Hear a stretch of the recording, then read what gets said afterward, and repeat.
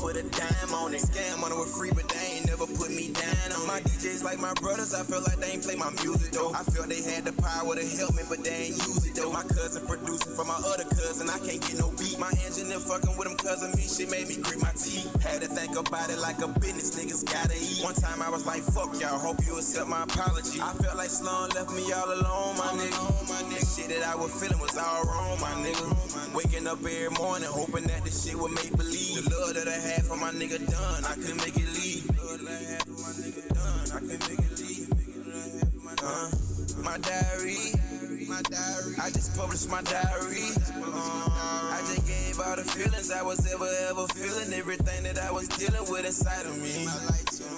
My diary, I just published my diary. I just gave all the feelings I was ever feeling, everything that I was dealing with inside of me.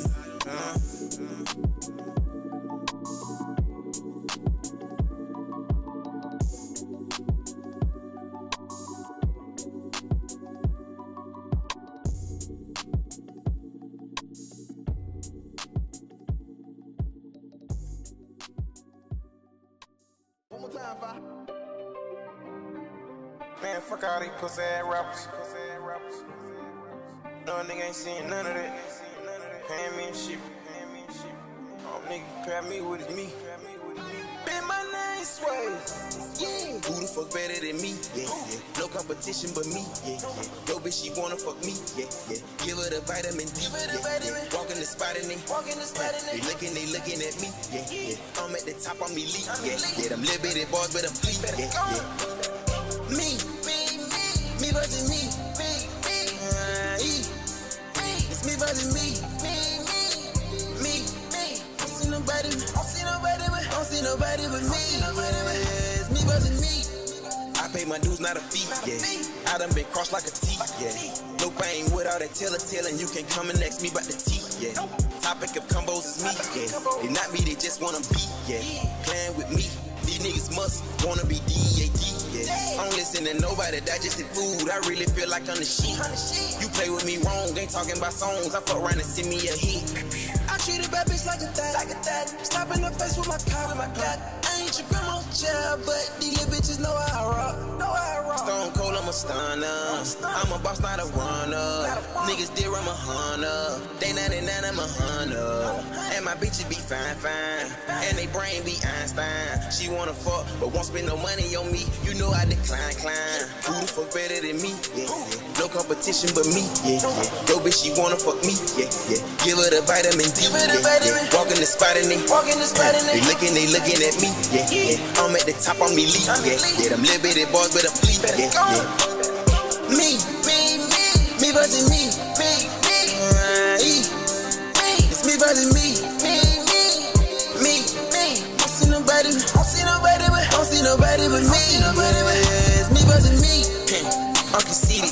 Michael Jackson, I kill a bitch beat. Say you're faithful, well I ain't believing it. Fuck a white in her ass and I skeeting it. Niggas be throwing salt, but that's seasoning. Getting rats out these hoes, dividends. Give a fuck what your feelings.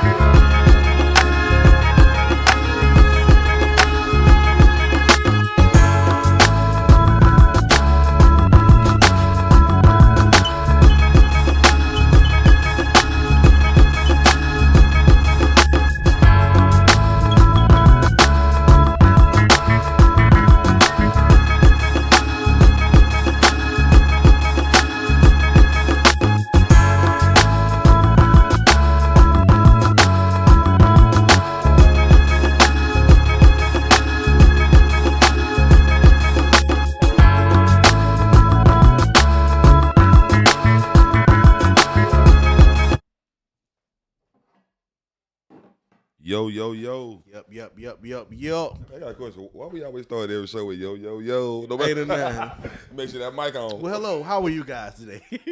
Yeah, man. Hey, man. Thank you for tuning in, man. This is episode number 7, Studio Etiquette 101. All right. We in this thing, man. On your dog, Bread mixed it. I'm Skeet, dog. Skeet 229. Skeet, dog. Got my brother, two Apple TV, goddamn JD, Man. Walter.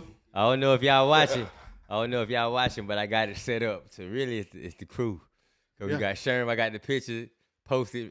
Perfectly in the camera, so we can't do this without my brother Sherm, man. Smart. Got to make sure. Only thing we missing is Busy, man. Shout out to my dog Busy. Yeah, but as far as the core of Too Hot for TV, like the musical geniuses, we got Skeet 229 in the building.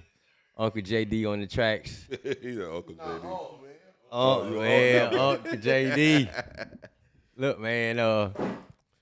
Studio Etiquette 101. This is a little different, but before we get on this, I'm going to go ahead and speak my piece because I'm going to be quiet for the rest of the show.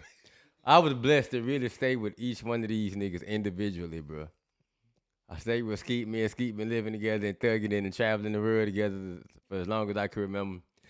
Me and JD thugged it out in goddamn, what was that, Charlotte? In Charlotte. And look, it's my motherfucking nigga, bro. Sherm, I was with Sherm and Riley. And that's what really taught me, like, don't judge a person of how y'all relationship is based, not what everybody else say. Of course. You feel what I'm saying? Like, everybody said JD don't talk, he don't fuck with nobody. Hey, shit. You got to fuck with JD for JD to fuck with you. You feel what I'm saying? Hey, me and JD had a ball. I ain't gonna hold you, man. That's my nigga. You feel me? Sherm was the same way. My first run in with Sherm was tension. And then we end up having to stay with each other and shit. I put my life in Sherm's hands. I know I'm gonna be A1. I'm gonna be tip top shape. And you know, Skeet the coolest one out of all of them. He's the most biased one. He don't really pick sides. He don't really be voiceful. That goddamn JD and Sherm, boy, they gonna get on your ass. Especially Sherm, but Sherm gonna talk that shit. Hey, them niggas is tough, but shout out to Too Hot for TV in the building. Hey, he tell the truth though. Yeah, JD gonna make you feel bad at the end of the day. Yeah. You know, cause JD so cool with him, but when he speak, then he got that all-state voice, so it really got that. All-state. That's what I say. It make you feel bad about yourself. You be like, ah, damn, man. Make you feel bad, man. So it's an honor, man. I'm proud. In a nice way. You know, like I said, it's an honor to be able to meet y'all boys, Too Hot for TV, be able to build a relationship with y'all boys, be y'all brother. You feel what I'm saying? And let's get the show started, Bridge. You know, do your job, gang. I'm out of here. Yeah, man. So what we got planned for y'all today, man, is what we're gonna do, man. We're gonna take a trip down memory lane, man.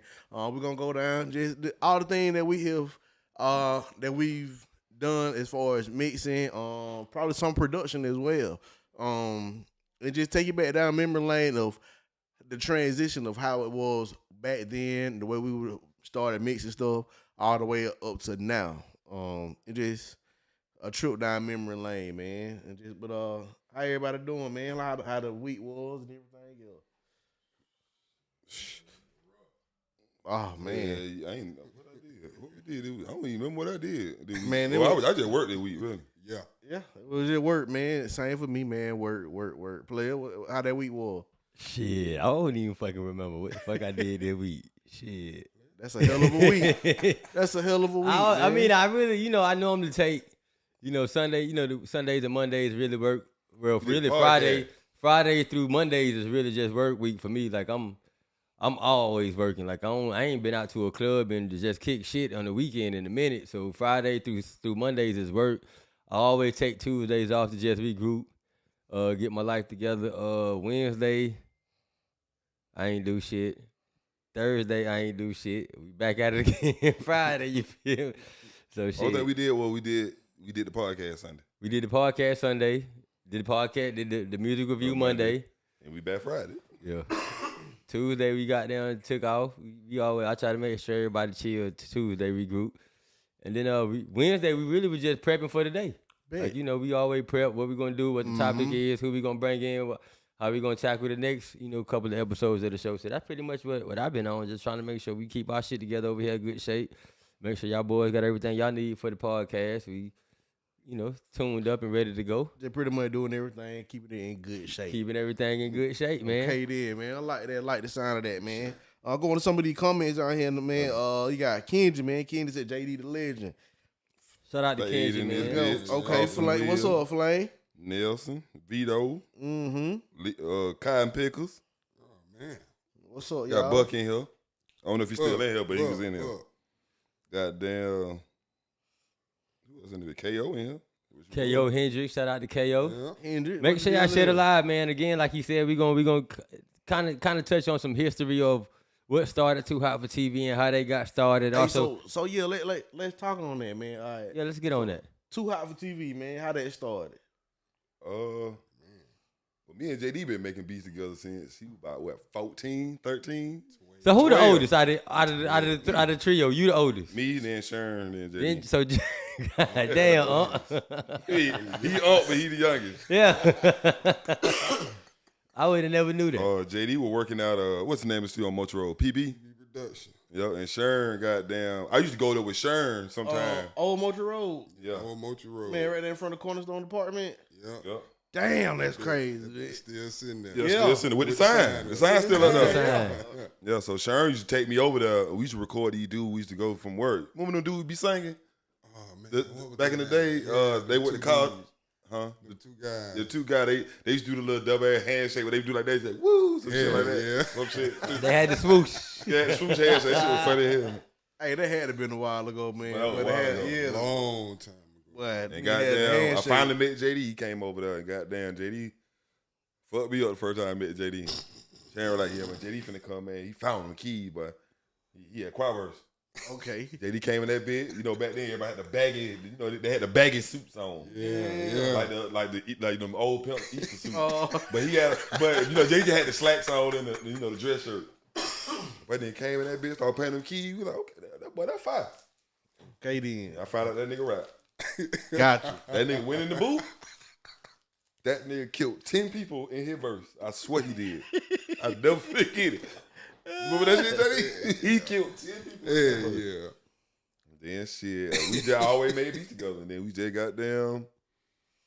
Then I want to say JD already had like the 2 Hot for TV tag. Okay. And then got down. He just wasn't using it. That was, and we would make a beat together. We like, man, we should just start a production team. Be like the organized noise. Cause that was the type of sound we had, kind of like Right. organized noise type sound. So it was pretty much y'all had your own original sound. No, JD had his own sound. Sharon had his own sound. Yeah. I had my own sound. But together, the three was hell. Cause JD So was that- foul so on the it- keys, so he had more of he playing everything. Piano, he playing the bass guitar. That bitch sound like he got a real bass guitar, but he playing it on the keyboard. Hey, now my first encounter, you play that keyboard. That's what you were doing. You were playing. He was playing the bass. Yeah. And I'm talking about he hit that modulator. Yeah. Oh, Wait, I done have so many people ask me, who you got playing the beat? Bass, JD. JD know how to play the bass. But he did that shit on the keyboard. on the keyboard, yeah. The keys, playing the keyboard. It's like we all had a different sound. Like my sound was more like a jazzy, laid back. Sharon had he had the trap, just a weird trap sound before it was even trap sound, just a simple beat. He'll have one sound and drum pattern. That shit be hard as fuck. Nigga, I thought I was Lil Jon back in the day, bitch. Oh yeah. JD just be singing too. Okay then. Yeah. Matter of fact, we gonna play a song with JD. Okay. He made the beat and he singing on that beat. I got that beat. That's what I'm talking about, man. Yeah, I got that beat. Don't So put that me out there like that, man. So we just got down. Like I said, we started when we left there. What we went? We went to we went somewhere before Paramount, didn't it? After the PB day, we kind of just Sharon house, stayed on behind Staples, and we kind of just. I can't remember what the fuck we were or what we did in that time period. I had to move to Miami. Yeah, you moved to Miami. Yeah, and I was staying in Miami. Then when I moved back, then I had that spot over on Lincoln. We had the spot on Lincoln recording it. Hey, so all right, so now that everybody still scattered out and everything else like that, like do y'all still keep the sound like alive? Do y'all send each other tracks? Like still, know what I mean? All the time, I send JD some shit all the time. Okay then. So y'all still keeping the name going and keeping it all right. Like I don't do nothing without before I got anything I'm working on. I'm calling JD. Okay then. I'm calling JD now. Yeah, he do that. Skeet go do that. Boy. Yeah, I'm right. working on anything. I'm working on some shit with E or Lenny King. I'm calling JD. I got the beat. I don't like the drums I did on it. What you got? He'll do some shit, or it'd be an old beat JD did. Yeah. Like we did to think it over. He had an old beat and he was like, I'll redo that bit. And we did that bitch and sent it to me. Let me ask this, because we pretty much familiar with Skeet and Bread. Like, this is something I always wanted to know. Like, I've been knowing JD for a long time, and I know he was dope on them keys. Like, what was your introduction to the music industry, the music game, or just wanting to be musically inclined? Like, what was the day, the time frame where they put you on the piano or the keyboard or whatever it was? Really, to be honest with you, bro, you know, I grew up in the church. You know what I'm saying? So I was a little church boy. Keep the mic in front of you. Yeah. You know what I'm saying? So basically, like, You good, you got it. okay, yeah, I ain't want to fuck nothing up. But, yeah, so I started playing drums around when I was about maybe 5 years old. Damn. And Okay then. eventually, you know what I'm saying, I started playing, like, keys and shit like that when I was maybe about 9, 10 or some shit. Then everything else just basically came, you know what I'm saying? Even though I played the bass on the keyboard, I still could pick up the bass and play that bit for real. Right. You know what I'm saying? Even with the lead guitar, I can pick it up, play it for real, but I can simulate it on the keyboard too. Yeah. So, And that's good. That's one of some of the rare talent that a lot of people don't see, man. Like, you know what I mean? Just being able to play all those different type of instruments, and then flip it and still be able to do it on the keyboard. yeah. Well, Prince, boy. And then, but you know, I was really blessed though with my older brother, Rick. My older brother, Rick Amari. You know what I'm saying? He died. You remember my brother, my older brother that died. But basically, like when I was little coming up, so the only thing I knew was church music, cause I always went to church. But when I got in the car with my brother, shit, he put me on the Pop, the Biggie, everybody, you know what I'm saying, no limit, that type shit, you know what I'm saying. So that's how I got introduced to the, you know, To the hip hop shit, you know what I'm saying. So, you know, that was basically where it all spawned from, really. You know what I'm saying. Then my mama bought me a little Radio Shack keyboard and shit. I used to make beats. Damn, remember our Radio Shack? You went deep on the nigga then, that boy. bit had with 4 tracks on it. 4 tracks on the keyboard. Yeah. Yeah, No he said something quantized. about that radio shit, man. Yeah. So shit, but that's basically where it all spawned from, man. You know. That's crazy. Hey, so were you, as far as playing, when you say you started playing the drums at 5, you self-taught? Self-taught. That's Just, all right. Just, you know what I'm saying, watching other drummers at church, you know what I'm saying? Self-taught. Really, all of it came self-taught. But you know how smart you got to be at the age of 5 to figure that shit out? Like, just the rhythm of music alone, bro, just catching that shit and just, Of course. because that's really what it is. You catching the rhythm. You don't really know what's going on. You just like, I know this supposed to sound like this. This go like this. Boom, boom, boom, boom, boom, boom, boom, boom. I was just blessed. I mean, to be I think around. all like young kids when they first, you know what I mean, first getting that, I mean, that church environment is what brought a lot of people, like the ones that play the drums. Yeah. I think that church environment is what. I think not even just the drums, even the keys Keyboard. too, like the keyboard too, like shit. Yeah, Zaytoven. Yeah, He yeah. play in the church every Sunday. All right. And you can tell. Yeah. He play like a church dude. He just do hip hop music. He do rap music. So like I know I'm already knowing you and Sherm already related and shit. How did JD come into the equation of the? Because all right, you started at 5.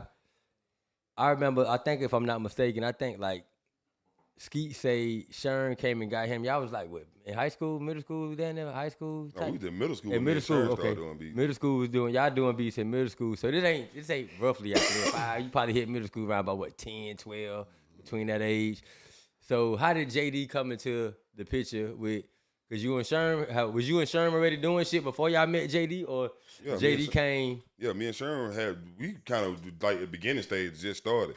Okay. JD met Sherm first. I met JD through Sherm. Okay. I was going with Sherm to the studio JD was at. It was just every time I went over there, JD wasn't there. So JD was already got there doing his thing at the studio already when y'all got there linked up. Yeah, when he was already working in the studio.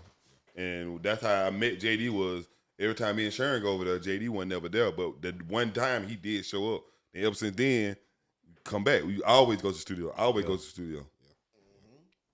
So we looking at, I know, JD, you said your brother really introduced you to hip-hop. Right. How did you end up in the studio prior to meeting Skeet and Sherm coming to the studio he was just speaking on? Man, that's a wild story too. Hey, that's what we want. That's what we want. So like in the church, shit, playing the drums. This guy walk up to me. He was like, man, you bad on the drum, man. He asked me like, how old you is? You know, I was like, I'm 11. I was 11 years old at the time. So anyway, time went by. You know, he said a few words to me at the church. Time went by. You know, I forgot about the shit. Really. So one day, you know, I stayed on the dark side. Matter of fact, the same side that studio was on. Mm-hmm. I stayed right there on South Street, right around the corner from the studio. Mm-hmm. So basically, one day I was just out playing, you know, and I see the same dude that I seen in the church. And one of my homeboys, his name was Trey. Come to find out, that's his uncle. You know what I'm saying? Okay. Brian? Yeah, Brian. Oh. Polar bear. So when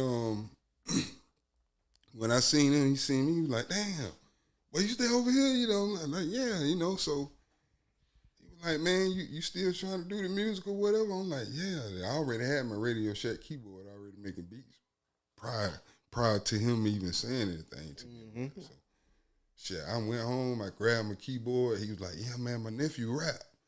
Dude named OTP, you know what I'm saying? I know OTP. Yeah. So anyway, make a long story short, I took my keyboard over there. You know, I played my little beats and shit. Oh, was that the keyboard that used to be in the studio? You used to be playing with? The same. Well, no. That was a Yamaha. Oh, yeah. But I took the keyboard over there. You know what I'm saying? Started playing my beats or whatever, and the dude OTP started rapping to him. So within a span of like a month, bro, Brian just went to pawn shops and everything, bro, and just bought a whole bunch of shit. And he had it over there in the house. You know what I'm saying? You just fucking with it. Yeah. So he was like, man, I really got this shit for you to do your beats. That's I'm hard. saying you learn how to do this shit. That's hard. And we do this, you know what I'm saying, do music and shit. So I'm like, cool. You know what I'm saying? Young and fuck. That's all right, yeah. Then so after that, you know what I'm saying, that's when we moved out of the crib into the spot on Mochi Road. You know what I'm saying? We had a little group back in the day called Dirt Road Squad. Okay. You know what I'm saying? That's when I was rapping. I was the only nigga that I could think of, bro, at my age, 12, 14 years old, rapping at the old sand trap. You know what I'm saying? On the stage and shit. Okay. Man, that's Shows hard. with these niggas and all that. Matter of fact, before I met Skeet at the trap one night. We had did a show. I don't think you remember that. Because we had, it was us and then Black Gold and them, and it was another little group that was around. I think Bloodline or some shit like that. Yeah. Was that when the trap was like a high school type party type shit, or that was in? Nah, bro, that was like grown folk shit. I was always with them, you know what I'm saying? So I was, you know, I got a chance to experience the club and shit like that. As a young nigga. At a young age, bro. You know what I'm saying? So, and shit, that's just how that shit went, bro. And then shit, I met Sherm. Sherm came over. Brian brought Sherm over. I think Brian met Sherm through Big Nard.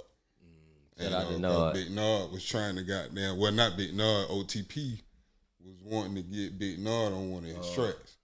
So that's how I even met Sherm, really, through Big Nard, you know what I'm saying, introducing him to Brian. Coming to do a feature. You know what I'm saying? Right. Yeah. And then at the same time, I was still learning the equipment. So Nard coming with his own engineer. Basically. You know what I'm saying? So it was like... Okay, Nard. Yeah, I used to go with Nard to UN studio when he recorded. So I would go over there with him sometime when they had over there, close to where he stayed. You know, that little studio over there. Mm-hmm. Yeah, so he brought Sherm over. I was still making beats on the keyboards. There ain't no shit about no software, no Fruit Loop. None of that shit. So Sherm introduced me to software like a DAW, because I was using a fucking 12-track digital recorder board. Yep. That's what I was using.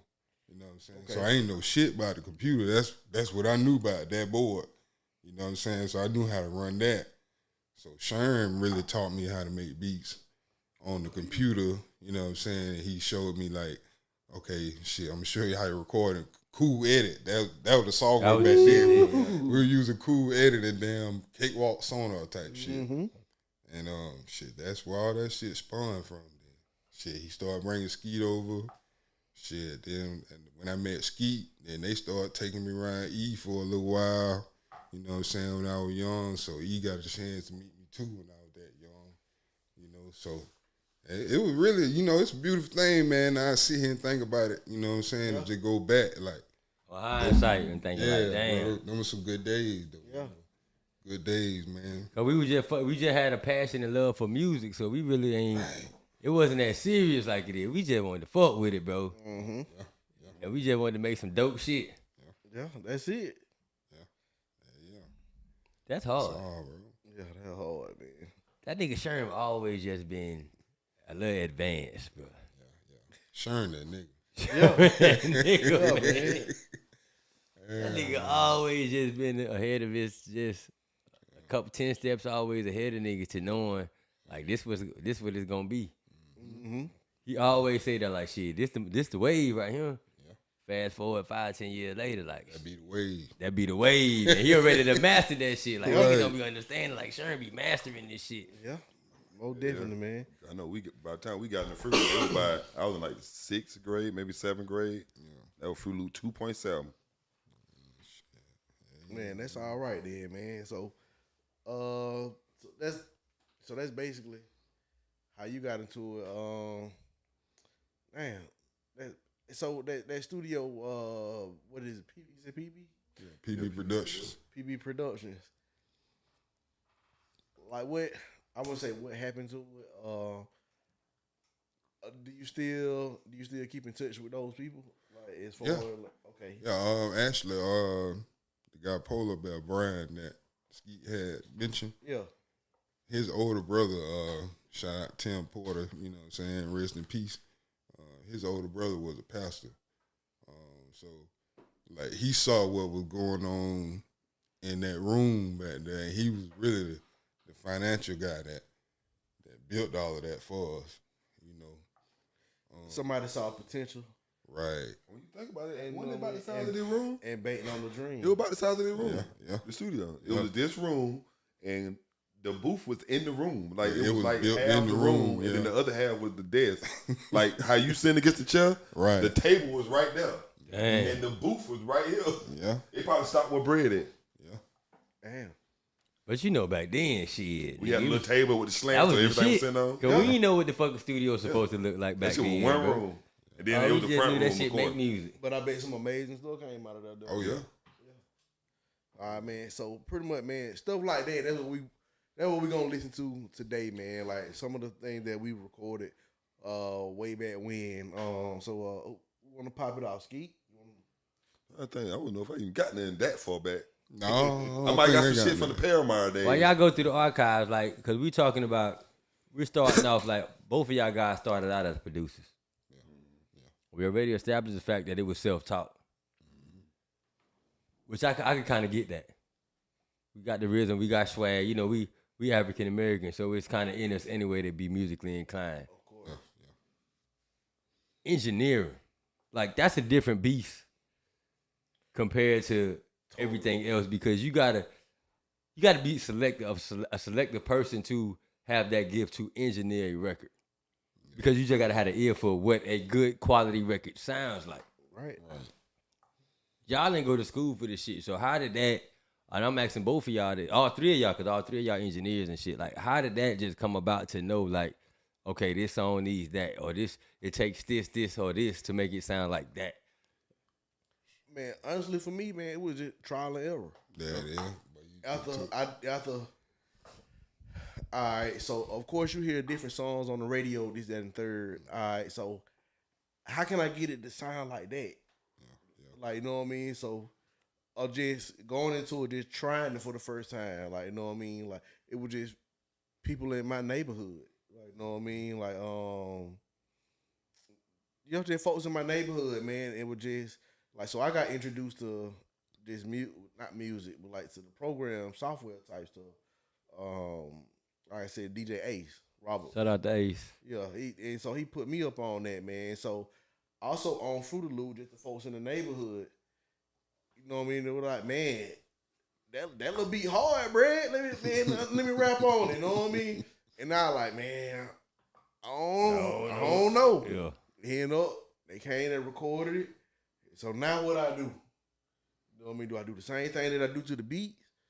And like, you know what I mean? The little EQ and that. We just gonna try it. You know, trying it out, man. Then like I said, and it just went on from there. And then they trial and error for me.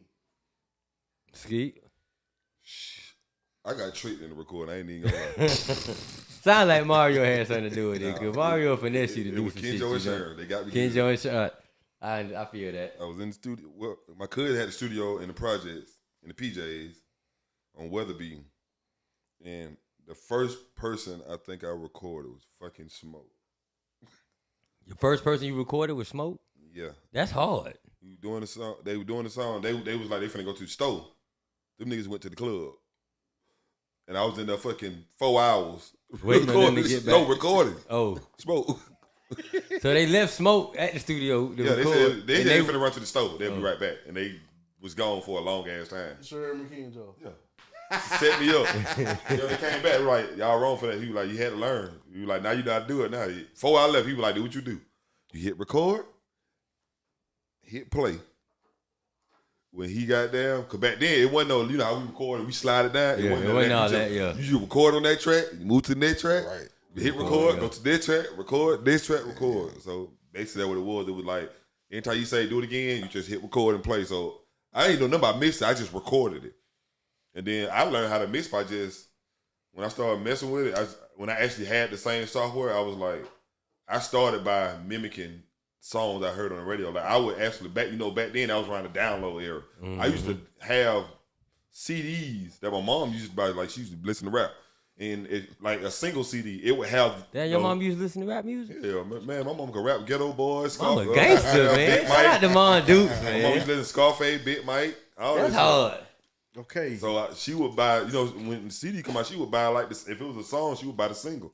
At that time, they had single CD that had instrumental, radio, clean acapella. So I used to listen to the acapella. Hey, so back in the day, that was the thing, man. Like when you get that CD, and it got the clean version. Man, what do we call Club that? Version. Service pack. That's what we call the service pack. Yeah, they used to have, like, that's how they drop, like, songs, whether it was a record or a tape. They're gonna have or a CD. Everything. It had that on that. So that's how I learned how to mix it, by listening to that. Be like, I wonder how they. I ain't know nothing about stacking and layering and stuff. I just would listen to, what's this thing that making it echo or making that sound like, make it sound like that. I ain't know, so I was just going through shit. Be like, oh, that what that is. That shit too much. I gotta goddamn figure out how to make it sound like that. So I was basically mimicking that. The EQ, I didn't know. I didn't know an EQ was the one that make the. I could take the bass out of the voice or put the treble in. I didn't know nothing about it. I knew what treble was because I took music at school, but I didn't know when it like toward music way. I didn't know nothing about that stuff. So I was just clicking on stuff, and that what they said. Like I didn't learn about a compressor until probably going around other people. By that time, JD had to learn, but we had learned, but because we had to start going around different places, and the more you mess with it, you just start learning. Basically, trial and error. Trial and error. Yeah, man. Like I think that's a lot. That's everything in life, man. Pretty much trial and error. You know what I mean? But if you just have that talent for it, if you're just gonna be good at it, or if you just put your mind to it, like, man, I want to get better at this. I mean, I think that's how it happened. JD, when you got introduced to engineering, who put you behind the board? Well, kind of like, that same thing I was talking about earlier, like I said, I started out on a digital recording board. So, like when I was little, like what I was saying about my brother. He used to ride around banging the music.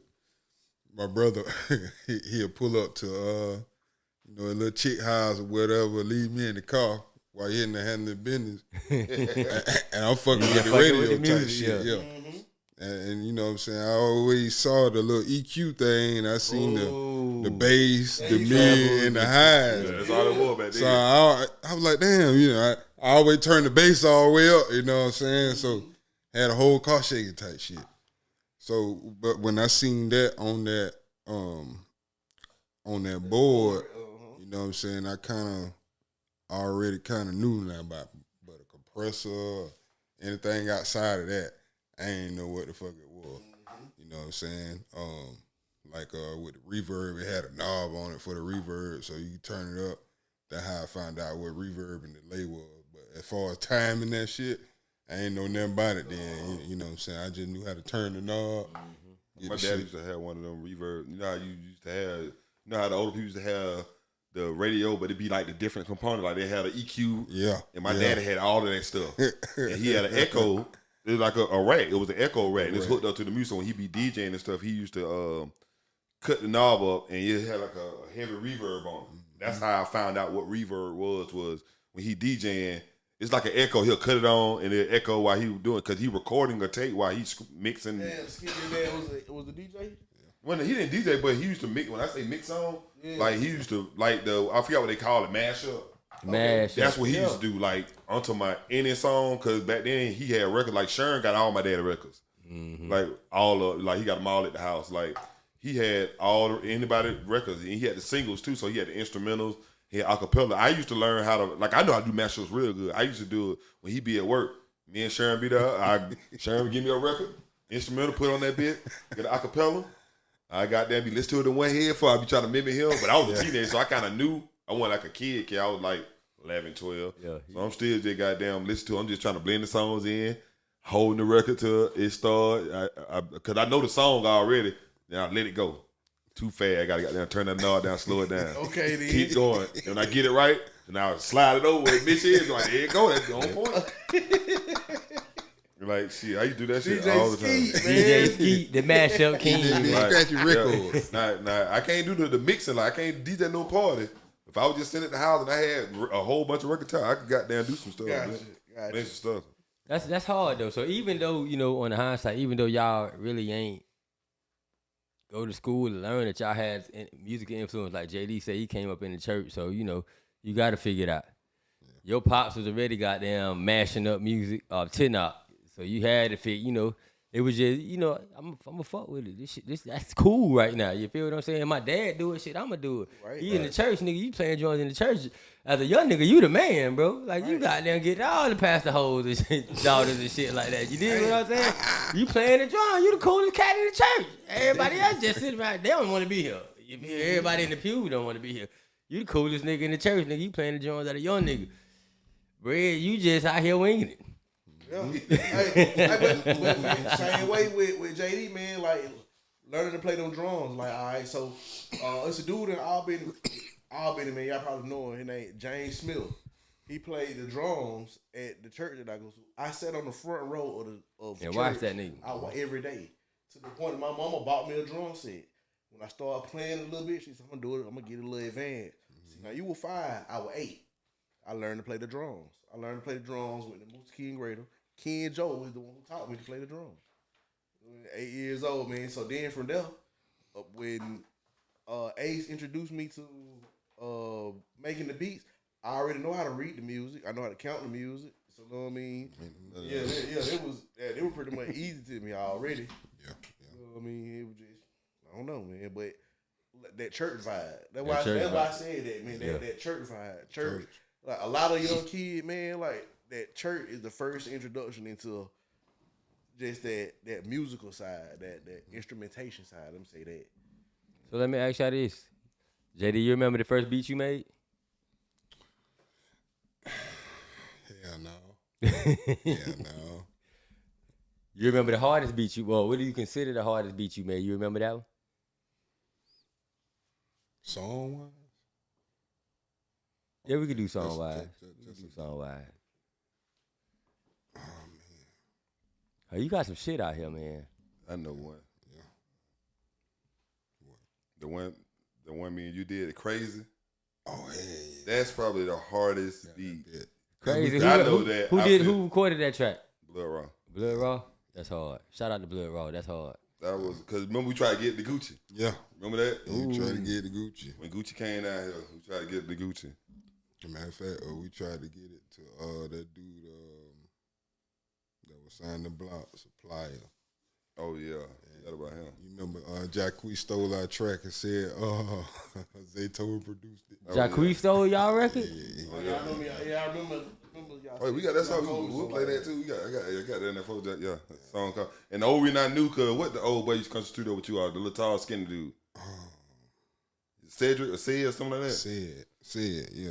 Yeah, he the one that told, cause he was at the studio the night. Cause the funny thing about that beat is, me, JD, and Sharon made that beat for Sean. Remember? For Sean J. Cause Sean was in there talking about, man, y'all always making that laid back player. Y'all can't make no Zaytoven type shit. So you trying to put us on the spot. Yeah. So we made that beat to show him like we can do that. We just that's Zaytoven sound. We did that bitch in like so 10 we made minutes. the beat. I think he did a hook to it, but they never do nothing to the song. And then me and JD at the time with T.O. we was going up the block. And Shout out to T.O. I forgot y'all did fuck around that block. And we were taking beats up there and shit, fucking with the dude. What the dude named Tomcat? Tomcat, yeah. Playing some beats for him. And the crazy thing about it is Gorilla Zoe got a song to that beat. That's how Jacquees ended up getting it, because I think he never really did nothing with the song, but he had a song to it. Tomcat, older cat. Yeah. Matter of fact, that big block uncle. Man, I think he came up with Rick Ross one time. He probably did. Yeah. Sean, I know one. Yeah. So he the one told us he was, because I think when we find that shit out, I think JD called Tomcat. He called somebody. Yeah. I remember you had called somebody. And we talked to him on speaker, me, him, and Biz, and he was like, yeah, he like, Zoe had did a song to it, but he never used it. And no, we talked to Jacquees' manager. Yeah, we talked to his manager too. We talked to Jacquees' manager first, and Jacquees' manager was like, it was just a beat that was at the studio. He like, Zoe had a song to this beat. That's how we find out. We never heard the song, but that's how we find out. He like, Zoe had a song to this beat. And that was around the time when Zoe had Echoes and Lost and all that shit. That was around that time. So Zoe was in his bag then. So he did a song to it, but we ain't know nothing about it. You know, you just go up to the thing. We just left them a couple beats, and you know, you think nigga gonna hit you up, or they use when nigga record a song to it, but they ain't never put it out. So I guess they were going through some beats, and I guess Jacquees heard that bitch was like, I'm gonna do a song there, and did a song to it, put it on the mixtape and everything. And then JD homeboy just seen, he like, boy, I ain't know y'all did a song with Jacquees. I said, me neither. I'm like, what song you talking about? So he pulled it up. We was at the Gap, he pulled that bitch up on the computer. Damn sure Or did. was you up there when he pulled it up? Yeah, I was up there. I think me, you, and Biz, and yeah, damn sure what we called goddamn what's it called ASAP. Soon we got there, I think we hit him up on MySpace. It was something we was using. Was it Twitter? But we hit him up on something. And he hit us back. You know how normally you thinking he ain't finna hit us back. Then he hit us right back. And then we started talking. And he the one. He knew what the hell they did. He had to goddamn tighten up. They had to tighten up. He knew what happened. And the crazy thing about it, we didn't have a tag on the beat. For some reason, we just didn't have it. All our beat had a tag on, but that one particularly did not have a tag on. I think we didn't put no tag on it because of the Zaytoven sound. You know? I think probably so. So when we found out, we called him. He was like, yeah, he told us what's called it. So goddamn, we just talked to him. Then we had started going back up there. They wanted us to come back up there and shit. So we had started going back up there.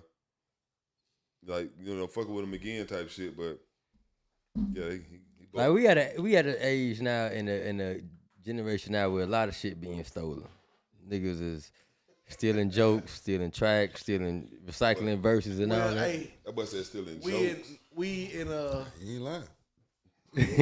in the area now that it's getting stolen is where it's getting exposed. So let me ask you, and I brought that up to ask this, like, how many, from your memory, how many beats that you know that you made and somebody then used your shit without authorization? There's a few of them, boy. There's a couple of them out there. Well, I ain't gonna say a couple. There's a bunch of them. Yeah, I know about a couple of them. Like that's crazy. Like I remember me, Kenjo, and Sharon did one, and we found out 2 Chainz used this beat the day of the goddamn video shoot. Damn. So y'all pulled up to the set for the video, and No, I didn't go to the video. Kenjo went to the video shoot and went the fuck off. And was like, oh, that he. Because matter of fact, I was staying at Duke because I think Kendro was about to get ready to leave out of town, and I stayed with Big Deuce. No, I stayed with Lil, but I was at Big Deuce's house for like a couple days. So I was at Big Deuce's house, and Jack called and was like, he basically told like, he finna shoot a video to the song. So before Kidjo left to go out of town, Kidjo went to the video shoot and went off like, cause it was supposed to be they were supposed to use it for Player Circle. Around the time when they had the song with Wayne, around the time it was supposed to be a song they were gonna use on their album. Gotcha. But I guess they didn't use it, or it went in time, so they couldn't use. But that around the time Phil Mob was signing DTP. It might have been. They might have. I think that was after. Yeah, that probably was after. Because when they play this Player Circle. Yeah, that was around the time. They was signed with DTP. That was around the time Phil Mob was signing DTP. Was it? I think so. Cause Player Circle was around that time. Yeah.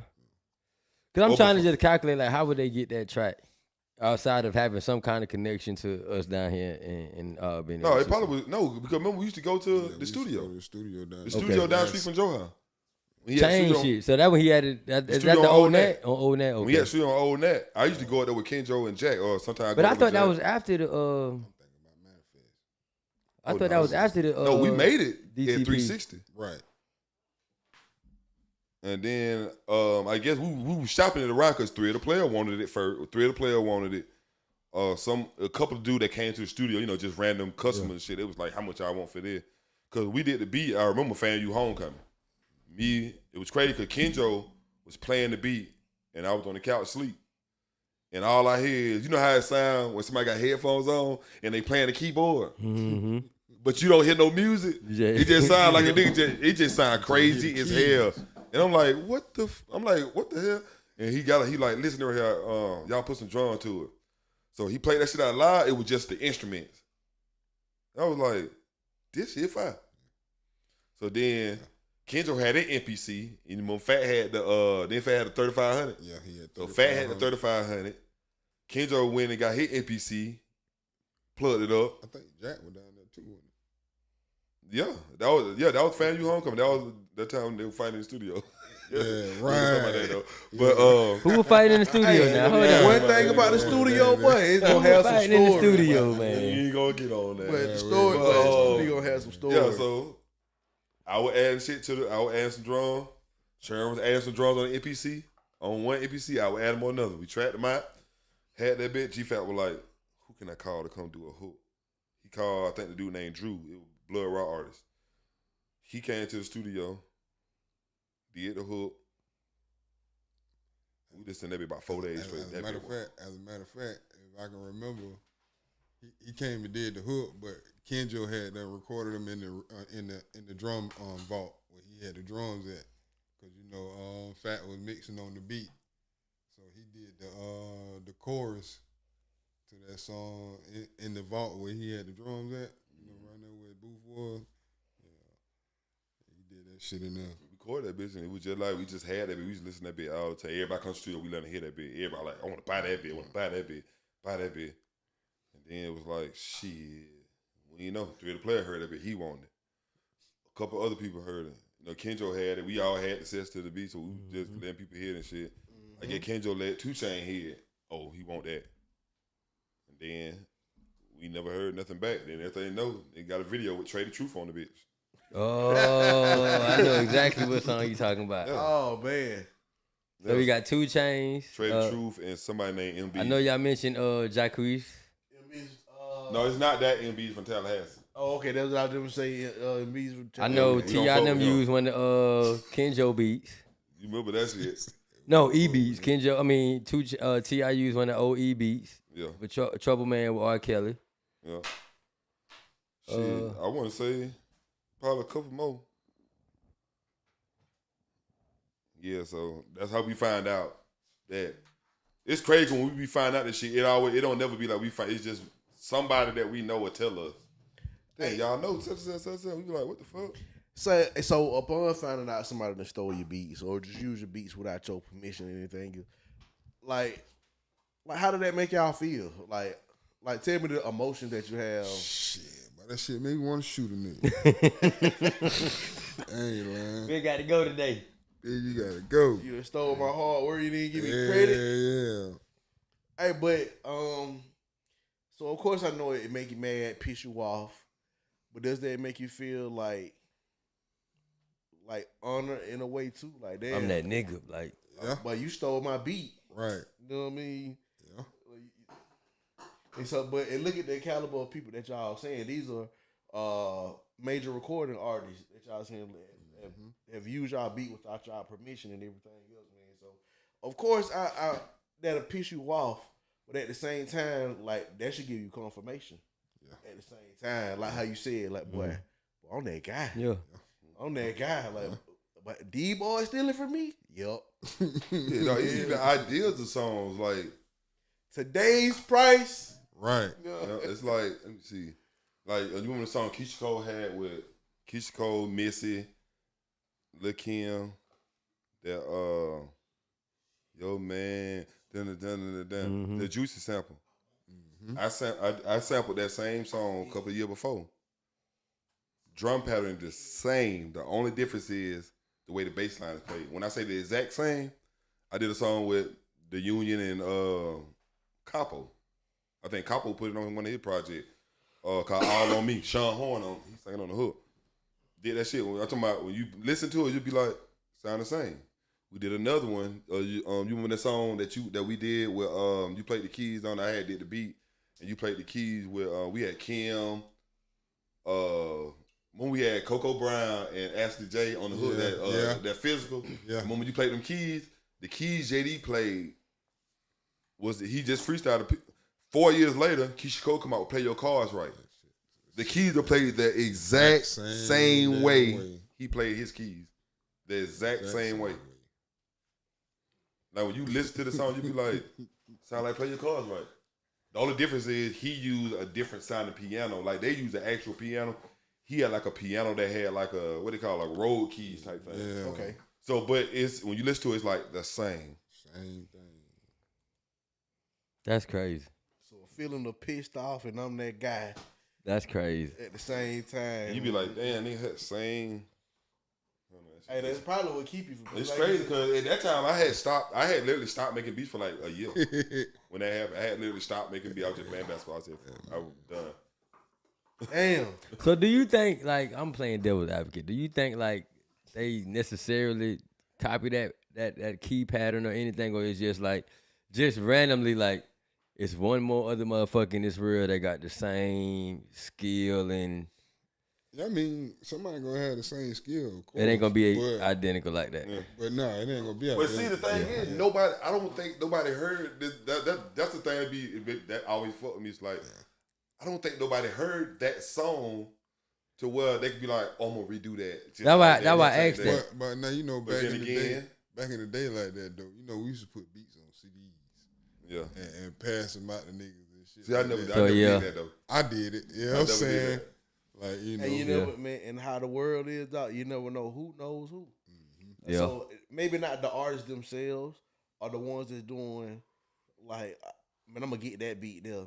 It could be because you gotta think about it. It's the people that are around them as well. Like, know what I mean? That brings them. You be like, hey man, listen to this, man. I think they hard. Know what I mean? Yeah. That was like the T-Pain and Mano. You remember that? Chaos and T-Pain, when Chaos was going off on T-Pain, he stole the song? Yeah. Same thing. Man, I heard T-Pain, if you hear this, it is what it is. But I heard you a song thief, boy. Yeah, for real. I mean, I heard T-Pain steal your song. Man, you gotta watch that shit was just too many. It was just too much. Because it's funny because OE made the beat. And I was at OE house when he made the beat. He was standing on the slide. It was a beat that was on MySpace. He heard and he remade the beat, basically. Damn. What's it called? He basically remade it in E style. And we went to Tallahassee, and him and K.I. were doing a couple songs together. And they came up with a song called Sky's the Limit. And the hook was like kind of the same. It was basically Sky's the Limit with the hook, but it was like a chant at the end. And then all of a sudden, T-Pain come out with a song. The beat sounded almost the same with Mano. It's Mano's song featuring T-Pain. And their version's called Sky's the Limit. I mean, called All the Above. All the And it sound the same melody, rhythm, cadence, everything is just they replace all the above with sky is the limit. So let me ask you this: like, if I hear a beat and I remake that beat, but I change something in it, can I technically classify that as my beat just for me changing a certain instrument or certain key or something like that? It all depends on a technical level, but on a moral level. On the moral level, you jacking that swag. Lame as hell, dog. But on a technical level, technically, that's how a lot of people get away with sampling is by replaying it. Yeah. Because that's how the shit just happened with the girl, HER. Her, yeah. When she had the song Damage, what's the name of the song? Is it Damage or some song? It's the old song that Janet Jackson had redid, but it was a white dude original song. Right. The one that did Janet Jackson version was Terry Lewis and Jimmy Jam. They wouldn't even let them sample it because they was with a label when they did that time, but they made the beat. It was like, oh, y'all can't use it. So they was like, all right, so we still got the same equipment, so we gonna just remake we still got the same shit we used back then. We just gonna remake the beat. So we got a question in the comments. So it says, so what should an artist do if that happens? So basically, if I'm thinking of saying if a producer give us the beat and like I'm the artist, I don't know what the fuck going on. Y'all producers, y'all heard some shit. Wu Wang the Third, y'all brought me the beat. That bit hard. I do my 1, 2. Fast forward 6 months, a year, whatever the time frame is, my song hit. Now these folks ringing my line like, hey bro, y'all whoop. Shit, I don't know. I ain't on. As an artist, I don't know where the beat came from. All I know is such and such came through the they had some hard shit. And shit, I did my 1, 2 on it. Best thing for them to do is get back in touch with their producer and see what's going on. Hey, so this is one of them things. Well, all right. So last week we had Attorney Kyle on. He was giving game about certain things like this. So I think this is one of them things where we should have hit him up on speed dial or something like that, man. But I that's where having an attorney comes in handy at. Because pretty much you already know if you're an artist and you find out this producer really stole this beat and remade it, you know what I mean? Of course, you know the person that they stole it from, of course, you know they gonna want to do legal action. You know what I mean? What it's called, DMCA? Yeah, cease and desist, basically. So like bro said, I would get back in touch with that producer that you got it from, and then maybe see if you can work something out. You know what I mean? With that producer that they stole it from. That's just my perspective. But technically, people are kind of doing that now. They just download the beat off YouTube. So, rappers be knowing what they be doing too. So, and that's what I was gonna say. Like, but if you got your paperwork and order paperwork, you know what I mean, to show, well, hey, you know what I mean, I didn't intentionally do this. You know what I mean? It was just I was, you know what I mean. I think that will hold some type of weight. You know what I mean? Because as long as that was the reason why I asked that question, because like Skeet said, it's a lot of niggas that hear a beat on YouTube and they be like, hey bro, can you remake the beat for me? Yeah. So like that's why I asked, like, if you hear a beat and you remake it, like what can make it distinguishedly yours? If you change something. Like when they come at me like that, bro, I used to kind of make replicas to beats, but now I ain't fucking with it. Nah. There's too much back end on it. Yeah, I just give them a whole. Because that's all like an insult. Like, I make beats myself, so why would you have me remake another person's beat because you don't want to buy it? Right. That Ross, all right. So you remember back then when Roscoe Danfer hit? Mm-hmm. That was a vibe beat. Yeah. Everybody had vibe beat. KE on the track remade that beat, but he put I would say his own a little twist to it. You know what I mean? But it was pretty much similar because the song was already made, it was already hidden. Booming and everything else, man. But KE on the track came in. Boom.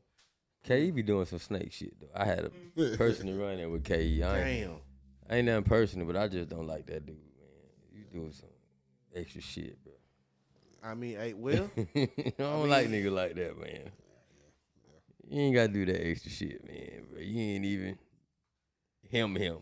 That's plagiarism, no originality. Of course. But I fuck with KE. I had artists get mad at me though. I went and remake a beat. Cause you would? Yeah, like that. Like, bro, I want the beat like this. I'm not finna do that. That's like that ain't even my swag. I need you to rap on this beat like T.I. and say the same thing he said in his verse on your verse. Right. Do that make sense? Hey, but I ain't ain't need to lie to you now. I haven't done that before. What,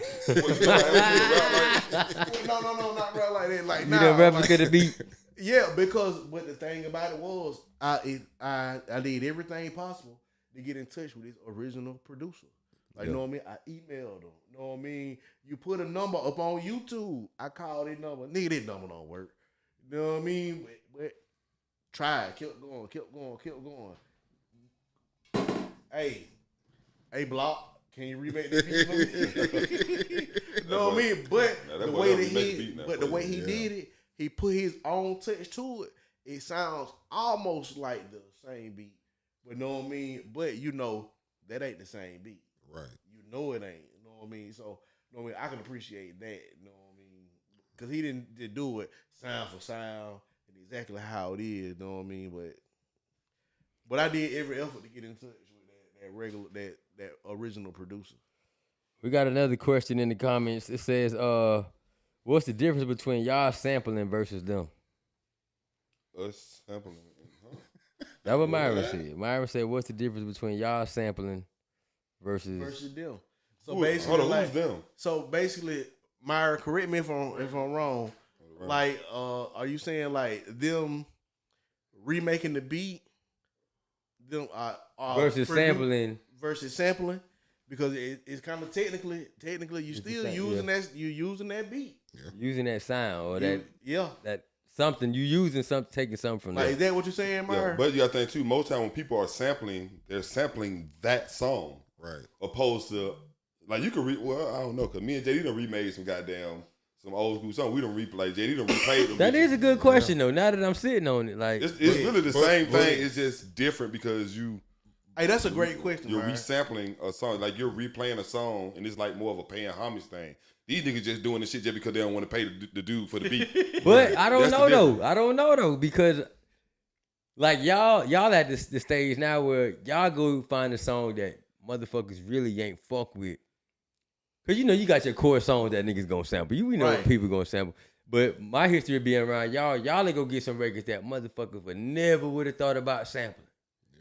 And then How so, Adrian? realistically, it'll be a little bit harder than the original. But that's because we wasn't up on that shit. So it's kind of like the same. Because a lot of times if a nigga remake a beat or, you know, take some, the nigga who you taking it from or remaking it from ain't really popped yet. So when y'all, you know, the upper echelon take it. Point example, just like y'all say fucking Jacquees took the shit. Yeah. At that time, y'all were doing y'all shit, but y'all wasn't top, you know, you feel what I'm saying? I ain't trying to discredit nobody, but y'all wasn't top tier. So to them, they looking like shit. Ain't nobody really gonna hear this. Yeah. I'm already in the dough and we're in the third. So it's still, I fall back to more. Now that I'm saying it out loud, it's still more. Like, More. you still took some So shit. now, like I said, like I was saying before, technically, on a technical level, it's okay, but morally, Yeah. man, that shit lame, dog. But that's the business, though. That's business. what it is, though. Cause music, cause it's like an honor to have your shit recreated sometimes. Like if you, like that was like when we was at studio when the dude redid the film. But you saying that from honoring you take a big record, sample it, and make it even big, if not equal or bigger. Mm-hmm. So that's homage. When you take a record from a nigga that ain't had shit going on. Oh, that's stealing. So we got. So in the comments, we got sampling and sounds are different. Some people use other. So I asked them. I said, how so? So some people use other drum kits. Use others' drum kits, tempo and all. I've heard that before. You know what I mean? Like a drum kit. Like, damn, I'd heard that drum pattern somewhere before. Yeah, I used to make them. Sampling new songs are frowned upon, but technically, it's all the same. That's just one of them things you just know. It's just weird. So Myra said they feel the same way about their art as y'all feel about y'all sampling. Yeah, so it's shit. The business of the entertainment game is crazy. But like Skeet said, he just like if you got a hot record and somebody sample it, that's paying homage. If you ain't hit no shit and somebody use your shit, you're stealing, but it really the same exact shit. It's just the nigga that's on the bottom of the totem pole. Yeah, that's like he gonna take it personal. That's like if I'm doing a song, I sample a Marvin Gaye song, that bitch just hard and it's Marvin Gaye, and I want to do my own twist to what somebody else did. But most of the time when producers are remaking beats, it's because the artist requested that. Naturally, that ain't nothing that we just naturally you stealing do. that. Yeah. It ain't nothing that we just be like. We finna remake. Like a lot of times, I'll Right. listen to. Hey, so Caleb said it's a gray area, pretty much. I mean, it is. Yeah, it's a gray area between. Because a lot of times you can probably slide through, you can get by with it. The motherfucker never know y'all got there and use this shit. Or if you tap, see, y'all were blessed to have niggas tapped into the industry. So, and the nigga know y'all, he know your keys, he know your drum pattern. So if he hear it, he know, oh. Buddy, your boy using your shit, boy. Oh, yeah, I'm on my shit. So a nigga know, oh, Skeet did that, or JD or Sherm did that. But a motherfucker that don't know shit, but that fair game. I think it's 28. That's hard. That's a good question, Myron. I appreciate that because I was thinking that, but I ain't know how to put it in the words. Cause even like going back to while we going through the comments, even like with OE shit and T.I. and R. Kelly using his shit, like it's kind of stealing, but it's kind of like homage too, just depending on what side of the fence you looking at it from. Cause OE a big deal, but then I would understand why also E feel like, God damn, nigga, you just took my shit. I don't think it was more T.I. It was the person that gave it to T.I. Right. Who gave it to T.I.? Because it wasn't T.I. T.I. won't know who the fuck did the beat. They're supposed to be coming on the show soon. I don't want them not to call. I don't want them not to call. But I'm just that's why, man, and I'm glad Shawty said that because I'm glad Shawty jumped in the comments because that kind of put the artist in a fucked up situation. Because she, as an artist, you don't know where the beat come from. All you know is shit. I'm in the I'm trying to create. I fought with this producer or this engineer who went the third and shit. They played some dope shit and shit. I just caught the vibe. Now where he got that motherfucker from, I don't know. Right. I don't know. Myron said, how many major artists have sued people for sampling? They really don't like that shit. I think they're more of a goddamn. They sampling that bitch and they get them no credit. That's what that was. That's why they be mad. Cause they'll sample it and they don't get like you don't get nothing from it. Like you gonna sample my shit. And I think it's based off really like how big the record is. Like I was watching 21 Savage interview the other day and he was like, shit, he did a sample and it got cleared to go on the album, but they didn't clear it for him to perform it. Yeah, he didn't get performing right. So it's like, shit, I'ma clear it so I can get my royalties off that motherfucker. But I ain't gonna clear it if you think you just finna perform this motherfucker and I don't get nothing. And to clear, you gotta go through a couple. That's some hater shit there now. And then you gotta think too, you don't just go through the artist. If that artist was signed to a label, you gotta go through the label too. You gotta go through the label first. Like the artist gonna find out about that shit after the fact. Like you really going through that's how the label try to goddamn grip a nigga balls and goddamn hold him by the hand. You feel what I'm saying? Like, bro, y'all ain't got shit to do with this motherfucker. Fuck the labels. Agency, they've been stealing from us in 229 South Georgia since I've been recording. And I can prove that. I'm a victim to that Kanye. Damn. That's two. Hey. 2-0. I wasn't here. I wasn't there at the time. I don't know what's going on. I did just hit this man up, man. Yeah. That's why I said I ain't gonna eat. Somebody else said. Okay. Hey, he hit you up? We'll talk about it later. Man. Yeah, but That's why you gotta tag your tracks, bro. Put the tags on your tracks. Give them snippets. 1 minute and 30 seconds, man. Do snippet, but nigga, Snippets. Nigga can loop a snip, but I do it all the time when people come with they got that snippet. But it ain't gonna never be the. Hey, so I like. Be the same. I like what BeatStars has going on. You know what I mean? All right, so they had this thing when you upload it, you have the option to use their tags. Yeah, so purchase your tracks. Purchase your tag. BeatStars.com. You know, it's very loud in the middle of right before transition is getting ready to make, because you know that's where they still them at after that when that transition. Yeah. But if if I got 4 balls, I could cut boy, gotcha. I can slice it. I gotcha. If you know what you're doing, you can slice it. But I didn't did it plenty time. Can you take the tag out from him? I charge the extra. I slice that bit together. Because the average producer beats are all kind of the same. It's like the intro, the hook, the verse. Hook is just copied and paste. Mm-hmm. But like me, when I do my beats, all my verses are broken down differently. Like nothing in the beat is the exact same except the hook. Everything else, I break down my first verse different. I break down the second verse different because a lot of people have different flow, different what's called. So I arrange my beats to the artist. That's what separates a producer from a beat maker. Yeah, because you listen to like you feel what I'm saying? Like I like that. That's why I say on Mondays on our music reviews, like I've been in the studio for the past 15, 20 years. Like this is all I know. So I can tell if it's a 2-track beat or if it's a tracked out beat just by listening to the beat, bro. You feel just by listening to it, you know, I can tell, like he said, the hook, it's always gonna be a little something different when the nigga got the beat tracked out. Mm-hmm. When it's a 2-track, you already know. Intro, hook, verse, ride that bitch on out. Really, it's intro, hook, verse. That's it. And then copy, hook, verse 2 times. And that's it. That's it. So it's like, I can tell. Like the average ear can't tell, but I can tell if it's the first verse sound different, broken down. The bass line might come out in a second. That person had the track out file. Yeah. Because most producers or beat makers don't make their beat. They don't arrange their beats like that because it's simple. They just trying to arrange it so the art can hear it. Beat arrangement. That's the word I was looking like. The arrangement is always going to be, that first verse and that second verse is always going to be different. Yeah. Like it's just in them, in a producer's human nature to switch it out because think about it, they done sat here and played that beat, making the beat. They done heard the same shit, so they gonna try to do something different to it. Now that 2-track, a nigga just that made the beat. It's a nigga sitting beside him, he rapping on that bitch. He just whoop whoop whoop whoop whoop. There you go, my dog. Email, check your email. Right. Check your email. So you can tell the difference. Shit, we can get into some music, some songs. Yeah, man. What we got, man?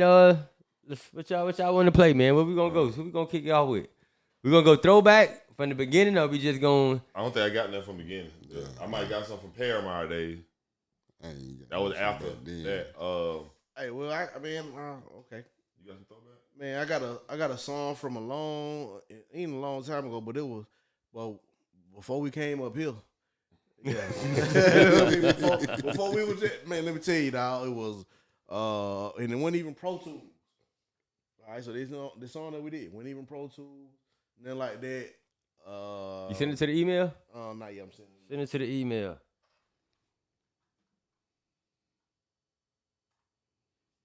Shoot, I got the song. Oh, we could play this one song. We got a good story behind that one. You got who? We got a good story behind it. One song. Which one? I got you pulled up. It's up on the Blood Raw. Fucking with you. Mm-hmm. Remember that? Yeah. Now, that was crazy. You see it? I'm fucking with you. Mm-hmm. Yeah, that song right there was one me and JD did at Platinum. It's funny because me and JD would just fuck around with Mario. We called Mario and said, "Hey Mario, we just changed the studio around. We got all this shit hooked up. We ain't did nothing now." Mario like, "You still got room in there to record and make beats and shit?" He was like, we were like, "Hell yeah." He was like, "Shit, run it." So me and JD on hold everything in the studio. Everything. I say everything. We on hold everything in the studio. We started from scratch. We hooked everything back up. Mario had all those sound, Planet Fat, all them sound modules. We hooked all them bitches up. All of them. We had, I had my desktop computer. I had like a built computer that I was using. I brought it up there. We had that hooked up. We had that wired in the Pro Tools like a stereo thing. So we were making beats so we could make a beat in Fruity Loop. And just like we had to time it and hit spacebar, right? And the drum pattern we do and just sync it up with what's called. And we did the beat and got there. TC came up there, and for some reason he was mad saying he ain't had no room to do this and do that right there. So he did something, and while we were making the beat, and everything shut off. Everything cut off. So the whole beat gone, and that beat was hard. We was like, "What the fuck?" Yeah. So after we argued with him for when he left, we started back making the beat over. It just so happened, was it the keyboard? The keyboard, all the instruments was in the keyboard. So we was using Rolling Phantom, and it got a mix-up track on it. Mm-hmm. So all the shit that we played was still in there, in the keyboard. we just had to go back and replace it with the sound, find the sounds that we use. We just click on that sound and that sound to play. It was just playing a generic piano for for the little 4 or 5 instrument that JD had played. The drum pattern I did, I don't even think it was the same drum pattern. I ended up redoing a different drum pattern just because I couldn't remember it. And the drum pattern that I used was like, that's it. Yeah. But I think that bitch sounded better than goddamn. Yeah, I think it ended up coming out better than the original, but it was only because he goddamn unplugged everything and we lost the whole goddamn beat and we had to do it over. A blessing in disguise. Yeah. All right, we got this Blood Raw track loading up. Just find it fucking with you. See what else we got, man. You seen that record, Bread? No, not yet. He capped down. Boy, try getting that email. You don't know it. Capped me down. He capped me down. JD, what you got, man? What you just said? What you got over here, man? Oh, here now. Oh, okay. I sent it to you, didn't it? Oh, let me see. Which email you sent to? I sent. You got a plan? It's still low. Oh, still. It should be low. All you gotta do is hit space bar. Your shit different, nigga. Yeah, that folder that was up. You clicked off of it, didn't it? Yeah, go back to that. Go back to the finder. Always. Oh, man, go to the track end. Always to the right. Go to, you see, it should say once they beats over there on the left hand side. Go to a folder say new catalog all the way at the bottom somewhere. And then go to the Blood Raw folder. Yeah, say new catalog. You say catalog, man. That nigga rude, but you right. They do say new catalog. I know. I named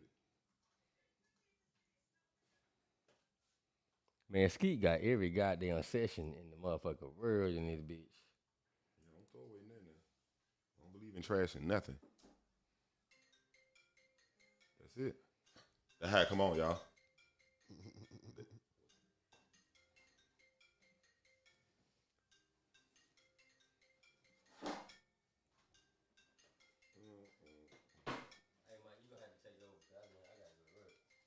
All right, take over, Mike. Go over there and press space bar on the song.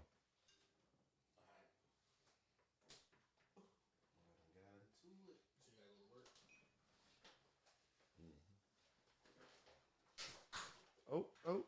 You hit space bar already? Oh, you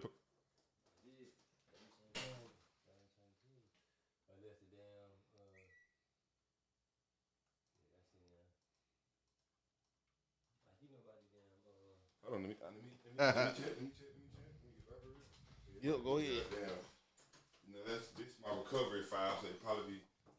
Yeah. It ain't covered that. It ain't goddamn. Hey, so why they get that together, man? JD, man, you done recorded. You still been recording? It's more like.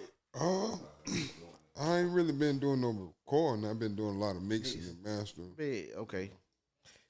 Man, no, man. I was looking for something, man. I cannot open that file for nothing, man. It was something that you had. We did together at Skeet House, and it was a session that you saved for me. You said, "Hey, man, keep this session." And I tried to, man. I zipped it up. I cannot get it out for nothing, man. Oh man. But yeah, but as far as, man, I love how the way your master go. Like you, that one thing I always remember, man. You showed me like, hey, man, do it like this. But it just certain parts of it I don't remember. But I know if I had that session, Yeah. I can play it back. I remember. No, I mean right there. Yeah, man. So if y'all just not tuning in, man, we back. Episode number 7. Studio Etiquette. What is on Blood Raw? Yeah, it's on there. All you do is hit space. Studio Etiquette 101 podcast. Hold on. Hey, so yeah, this is episode number 7.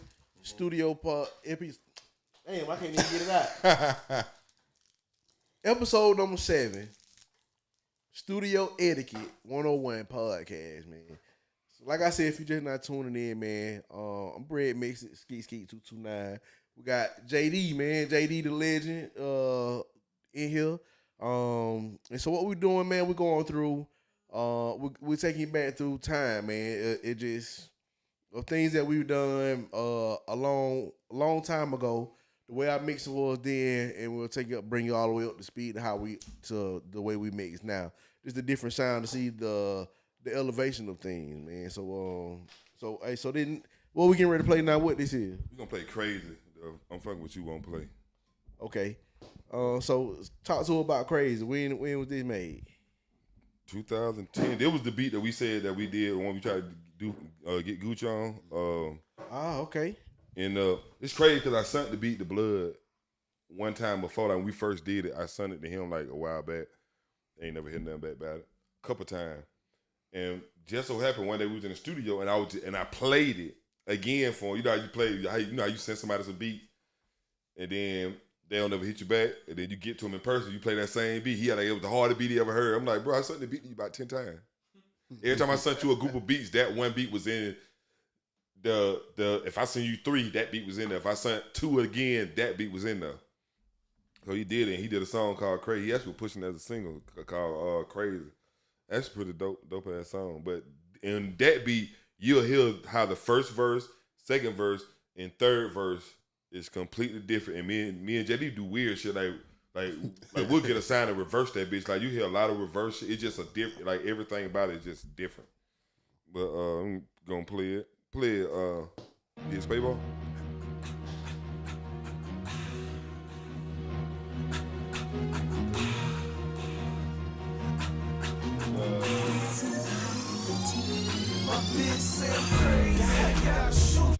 Oh, cut the speaker up. No, keep playing. All right, all the time.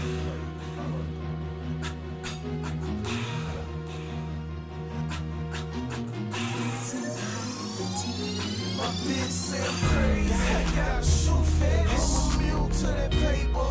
Yeah, I love fetish. I really got a problem. I'm a shopaholic. I'm allergic to these suckers. Addicted to the ball. When I hit the mall, I go crazy in that bitch.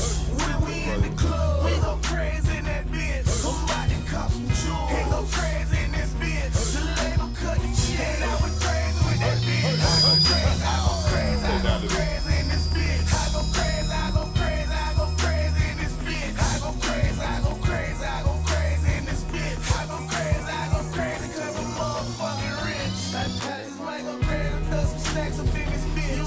Motherfucking mind if you don't think that I'm the shit. I go stupid in the club, I go stupid in the store. I go ignorant by the sack, I go ignorant with the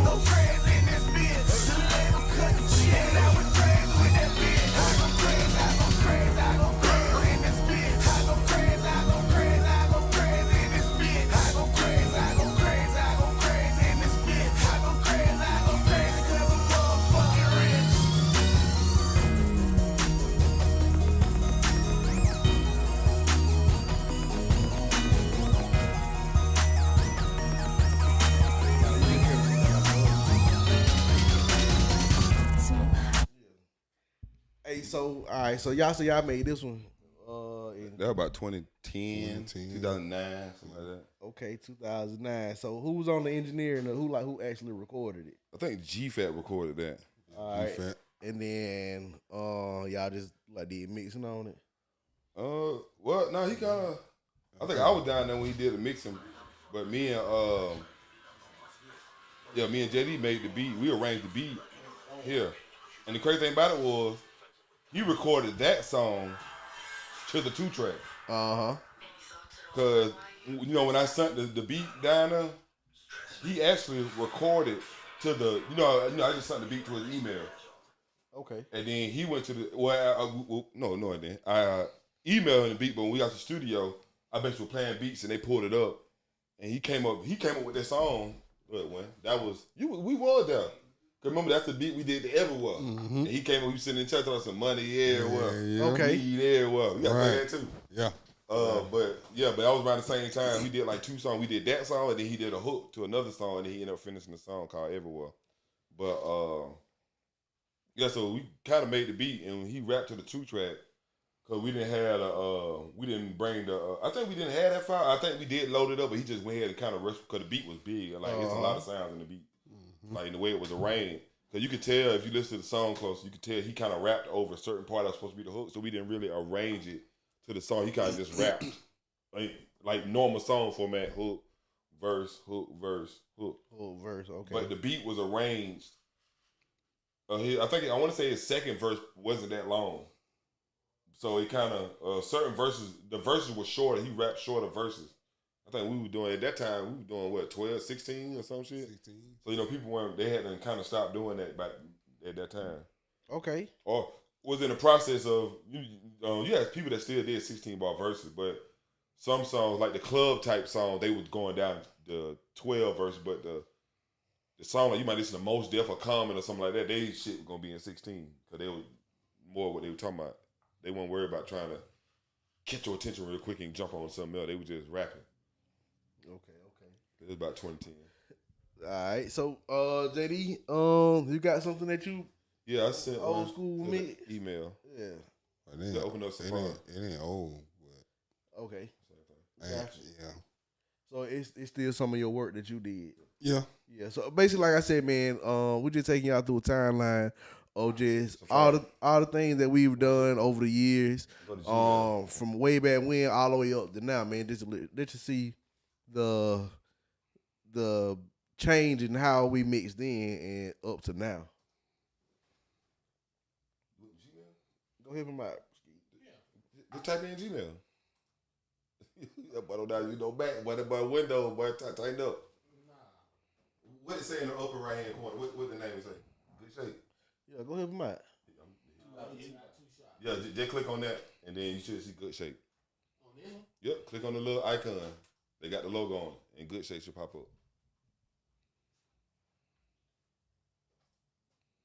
Top right.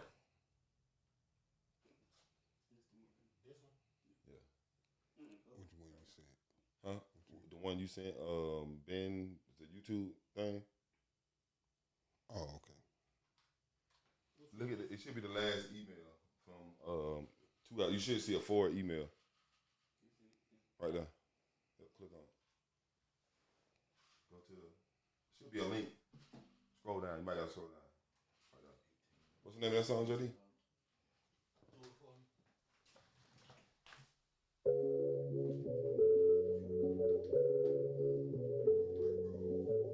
Okay. So when Black Gold. when was this Black Gold. recorded? Oh, it's already out. No, I'm saying when was it recorded? Last year sometime. Okay. Just do it for me, baby. Do it, just do it for me, baby. Do it, just do it for me, baby. The way she say that ass, it gon' drive a nigga crazy. Do it, just do it for me, baby. Do it, just do it for me, baby. Do it, just do it for me, baby. The way she say that ass, it gon' drive a nigga crazy. Do it, just do it for me, baby. Do it, just do it for me, baby. Do it, just do it for me, baby. The way she say that ass, it gon' drive a nigga crazy. Hey, I throw the money up and why the egg go crazy. crazy. She the type of chick that make a nigga wanna save her. Take her to my mama, let her show up for my neighbors. The way she put them tricks up on the pole, she amazing. I just ordered $10,000, never ones. I don't mind, throw my money, color shot and make it fun. She a thick red bone, make a nigga go dumb. The way she look me in my eyes, I wanna take her home. Spread the ass wide open, kick a field goal, it gone. Say she down for the plan, she wanna meet me all alone. Beat the monkey all night, I'ma send her at home. Have her leaving bow legs, she gon' hit me on my phone. Do it, just do it for me, baby. Do it, just do it for me, baby. Do it, just do it for me, baby. The way she shake that ass, it gon' drive a nigga crazy. Do it, just do it for me, baby. Do it, just do it for me, baby. Do it, just do it for me, baby. The way she shake that ass, it gon' drive a nigga crazy. Do it, just do it for me, baby. Do it, just do it for me, baby. Do it, just do it for me, baby. The way she shake that ass, it gon' drive a nigga crazy. Do it. You. Bit that thing over, baby, let me smack that booty. Show that camera toe, let me see that oochie coochie. Pick it up, bounce it down, back it up, swirl it around. Looking for that sexy red, take your ass to Pound Town. I'm from down south, you ever been downtown? Put your back against the wall, let me show you how. Lead a VIP straight into the two-seater. You got them DSLs, know that you a dick eater. I'm in my Gucci shade drawers and my white beater. Turn around, shout it, let me see you spread eagle. Drive it like it legal, then show it to my people. About to run the house on your ass, do you something lethal. Walking like a Regal, no prequel or sequel. See your ass later by, kick you out like Steve Seagal. Do it, just do it for me, baby. Do it, just do it for me, baby. Do it, just do it for me, baby. The way she shake that ass, it gon' drive a nigga crazy. Do it, just do it for me, baby. Do it, just do it for me, baby. Do it, just do it for me, baby. The way she shake that ass, it gon' drive a nigga crazy. Do it, just do it for me, baby. Do it, just do it for me, baby. Do it, just do it for me, baby. The way she shake that ass, it gon' drive a nigga crazy. Hey, I throw the money up and why the egg go crazy. She the type of chick that make a nigga wanna save her. Take her to my mama, let her show up for my neighbors. The way she put them tricks up on the pole, she amazing. Yeah. Okay, then that's what I'm talking about. All right, so that was Black Gold. Who else was on that with it? E-Dub. All right, Black Gold and E-Dub, man. So that was something that that JD you recorded it as well. Actually, you just Sean J recorded it. Okay, then. Yeah, So yeah. Sean J recorded. Shout out to Sean. Hey, speaking of, all right, bet. That's fire. That's fire that you said that now. All right. Yeah. All right. So now Sean is really the person that made me just, you know what I mean, get that practice in or just mixing. All right. So of course, you know what I mean. Like I record folks around the house and I still, you know what I mean, try to do it and everything. But Sean is that person. Y'all done been in the studio with Sean, so y'all already know what's going on. Sean is that one. If you can mix Sean, you know what I mean. If you can record and mix Sean, You can record anybody. you can record anybody. Anybody. Anybody. You know what I mean? So Sean is that person that, you know what I mean, that did it for me. So I'm gonna take y'all. So what I'm gonna do, I'm gonna take y'all to some horrible mixing, all the way to some good mixing, man. So this is one of the first songs that I recorded with Sean. Sean J. I recorded with him. We were at the house in the apartments, Wendover apartment. You know, apartment 249 upstairs. Yeah, you know what I mean? We was in the corner. You know what I mean? I had him in the corner with the sound pan on it. You know what I mean? Hey, we did it though. Hey, so all right, so this song here is called "I Can't Even Fuck With You," and my dog Mike, the man that behind the scene right now, he did the beat. Oh, okay. He sent the email. Yeah. This one? It's the one from Bread. Just came through. Refresh it.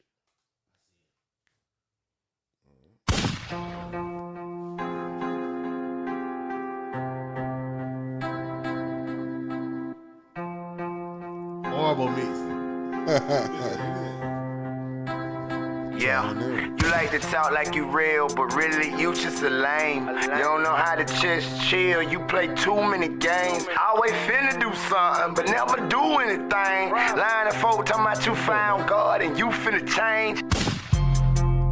You starting to sound like a broken record. I mean, I hear you talking like you don't respect it. You like to manipulate people, you look for sympathy. You hate to see me coming up and make you envy me. Y'all lame, I'm at the top of my game and I'm shining like the angel on my mama's face. Crematory, all about a check and I promise I'ma get it. You remind me of a condom from the clinic. I can't even fuck with you. I can't even fuck with you. I know you a fuck nigga. I know you a fuck nigga. I can't even fuck with you. I can't even fuck with you. Cause I know you a fuck nigga. I know you a fuck nigga. Acting like a hoe, you be talking like a bitch. You a fuck nigga, you do fuck nigga shit. I can't even fuck with you. I can't even fuck with you. Cause I know you a fuck nigga. I know you a fuck nigga. And that pretty much it, man. We did a first verse. You can stop it, right? Boy, I bet you probably got a bunch of songs with just a verse and a hook. Hey, so man, and that's what all we did, man. We did a first verse and we did the hook. And you can't tell me, boy, I didn't meet Sean Jackson film all, boy, on the shit. You know what I mean? But now that I take a look back on it, like, boy, that shit was horrible, but you couldn't even hear it all the way. You know what I mean? And at the very beginning of it, as you heard, it was a telephone voice. You know what I mean? Shit. Yeah. So, you know what I mean? But you know what I mean? That was just my start. It was just my start, man. And then just after so long, just keep constantly just record. You know what I mean? And like how we said earlier, trial and error, man. I became a whole lot better. Yeah. So like I said, that was just one of my first songs that I mixed. You can say that. One of them. I got one that I just sent it to you. It should be the one before Bread. I actually just recorded this song today on my lunch break. Oh man, damn. Yeah, on my lunch break now.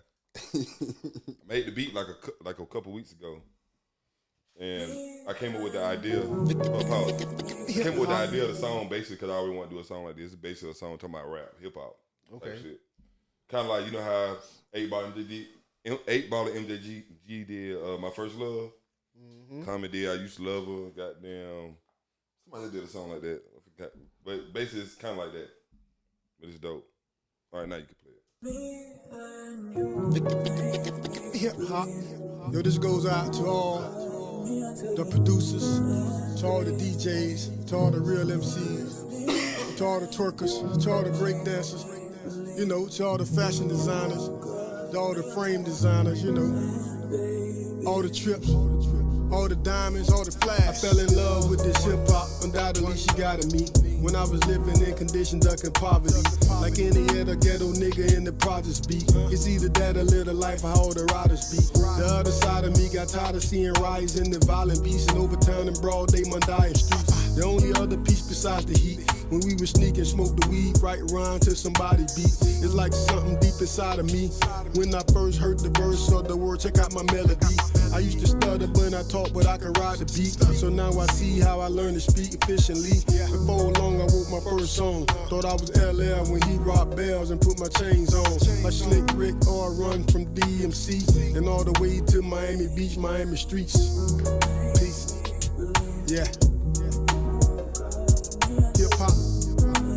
Hip hop. Hip hop. Man, up north, down south, out west, Midwest, East Coast, you know, worldwide. She's still my favorite girl, though she been around the world. Who would've figured that babe would be digital? Giving niggas $1,000,000 plus residuals. It ain't no telling where we finna go. Be in London and UK, even Canada and Africa. In South America, Australia and Mexico. From Japan to the desert sands. Not made in China, she American. Man, salute the cool hurt from BX, nigga. Like 50 plus years, kick your feet up, nigga. I don't know you, but I know you through our culture. And even when our daddy wasn't there, this hip hop it showed us. And gave us slang of the cities of the soldiers. And a lane to make a name to get exposure. To the finer thing this life you can buy. And confident it ain't a thing in this life we can't try. Whether girl or guy, set this world here on fire. She the center of my soul, keep that glint in my eye. And there's a whole lot of people who just wish you just die. But it's too many rappers, we gon' keep you alive.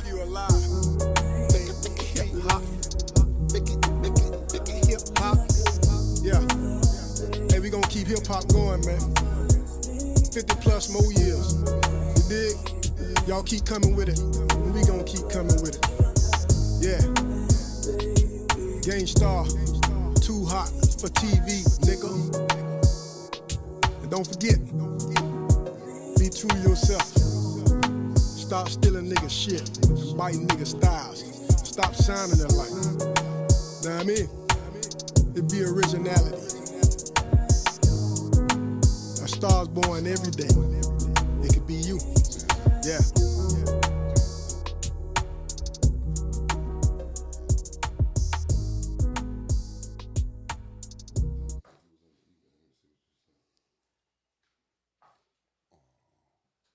Okay.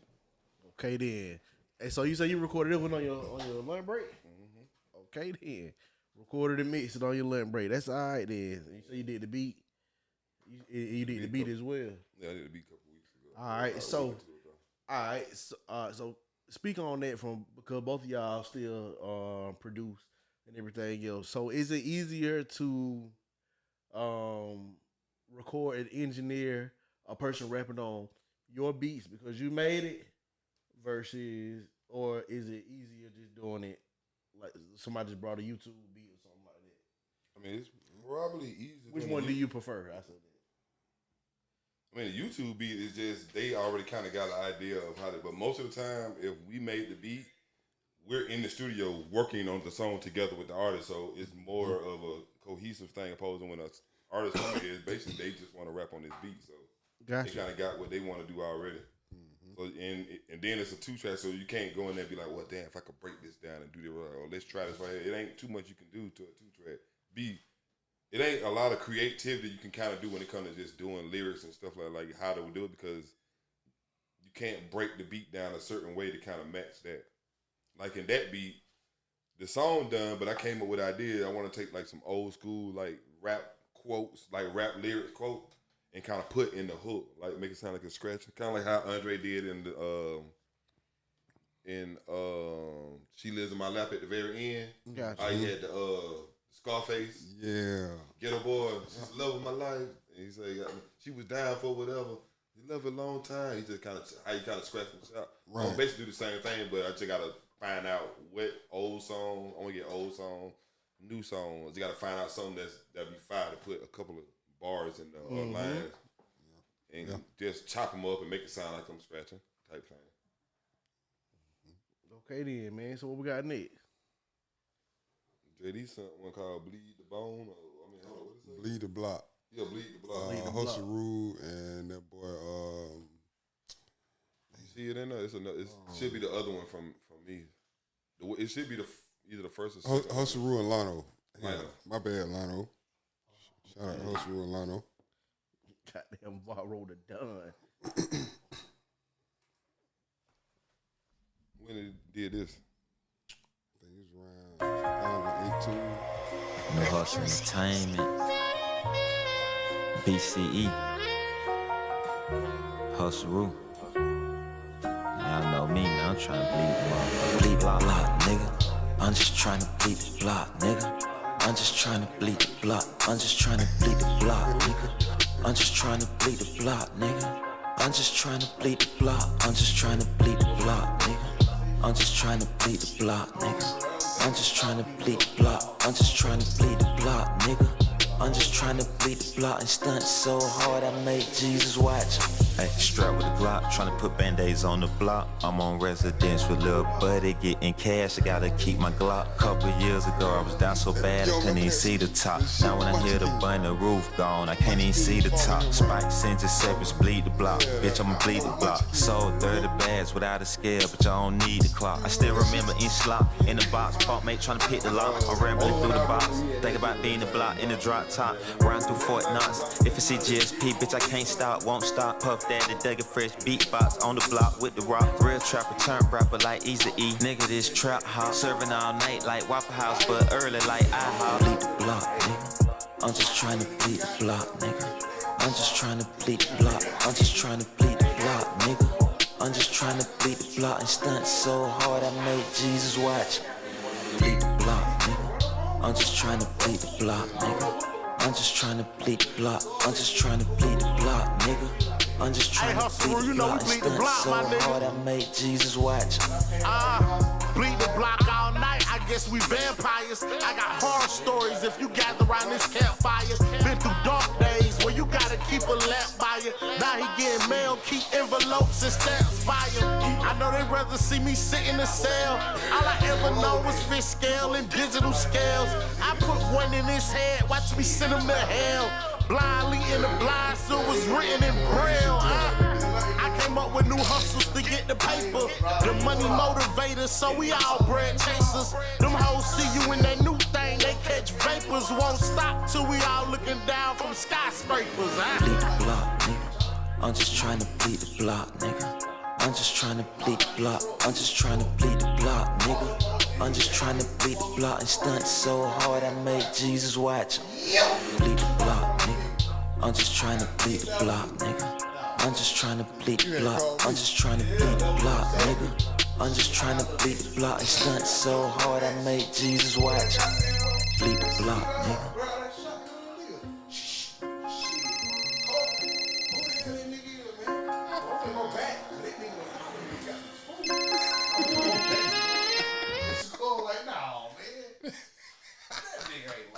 Okay, that nigga ain't like that. Yep.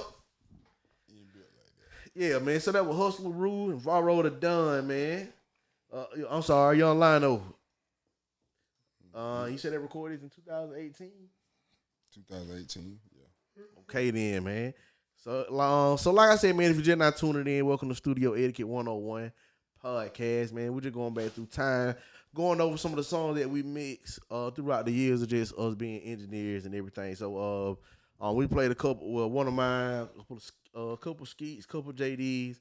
So in the comment, man, let us know what you think, man. If you're still here with us, talk to me. Let us know what you think. All right.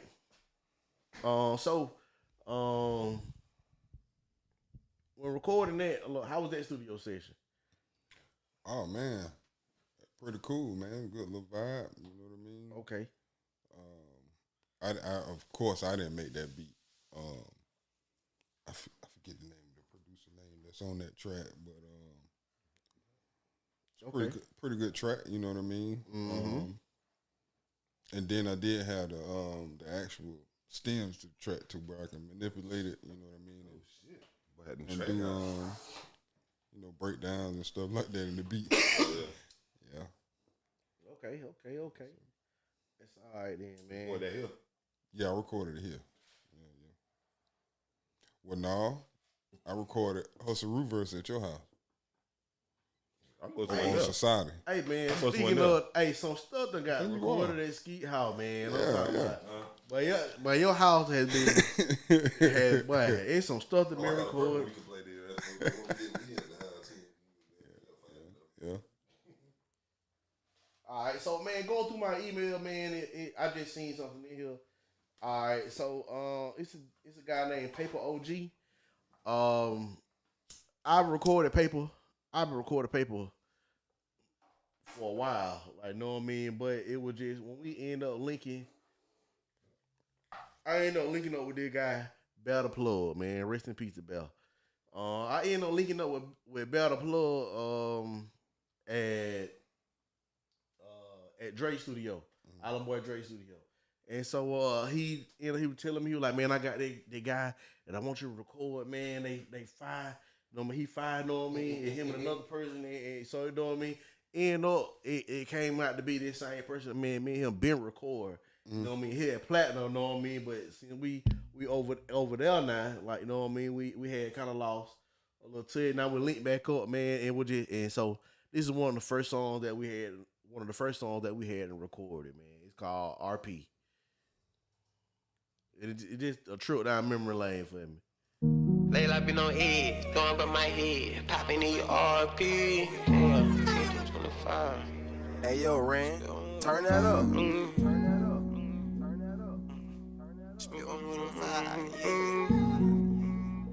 Yeah. Lay like been on edge, throwing back my head. Popping the RPs, yeah. 10 through 25, split one with a vibe. She wanna get high with me. Fire on my hip, I can't slip. I ain't ready to RIP. High fuck, bet I'm still focused. I see how they looking at me. Lately I been on edge, throwing back my head. Popping the RP, yeah. 10 through 25, split one with a vibe. She wanna get high with me, yeah. Fire on my hip, I can't slip. I ain't ready to RIP, yeah. High fuck, bet I'm still focused. I see how they looking at me. You wanna ride, baby, get in, get that girl and get the lickings. Ain't no $25, $3.5, these bitches 50. Ask about the game, they gon' tell you that we getting it. That's all the op, they gon' tell you that I'm spinning. Pop a RP, now I'm dizzy. Yeah, call over freak, make her eat it. See me, Percocet 10 with some hand, leaning. Big ass clip on me just in case I need it. Lately I been on edge, throwing back my head. Popping the RPs, yeah. 10 through 25, split one with a vibe. She wanna get high with me. Fire on my hip, I can't slip. I ain't ready to RIP. High fuck, bet I'm still focused. I see how they looking at me. Lately I been on edge, throwing back my head. Popping the RP, yeah. 10 through 25, split one with a vibe. She wanna get high with me, yeah. Fire on my hip, I can't slip. I ain't ready to RIP, yeah. High fuck, bet I'm still focused. I see how they looking at me. They asking with the tick, I'm trying to jewel me a ticket. I fly and go get it where it cheat like midget. So if you need them, I got them. Money don't stop, more money, more problem. If I can get the money, I can stand these problems. Fuck them problems, we come from the bottom. She gotta give her the top, before I stick the bottom. A perk make a rich bitch, fucking red bottom. Fucking with a cool little vibe. Crazy got my high, she like, ooh, where your eye? Here, take it. 30 minutes later, I'm all in the thigh. Glide by my side, can't lose my life. Told that bitch, you better ride or die. Smoking with a cake while she popping her pie. Pussy and perk, make time go by. Yeah, lately I been on edge, throwing back my head. Popping the RPs, yeah. 10 through 25, split one with a vibe. She wanna get high with me. Fire on my hip, I can't slip. I ain't ready to RIP. High fuck, bet I'm still focused. I see how they looking at me. Lately I been on edge, throwing back my head. Popping the RP, yeah. 10 through 25, split one with a vibe. She wanna get high with me, yeah. Fire on my hip, I can't slip. I ain't ready to RIP, yeah. High fuck, bet I'm still focused. I see how they looking at me, yeah.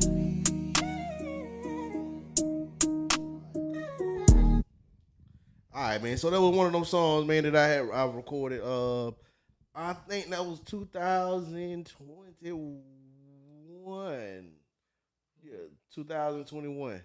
Okay, yeah, that we recorded that, man.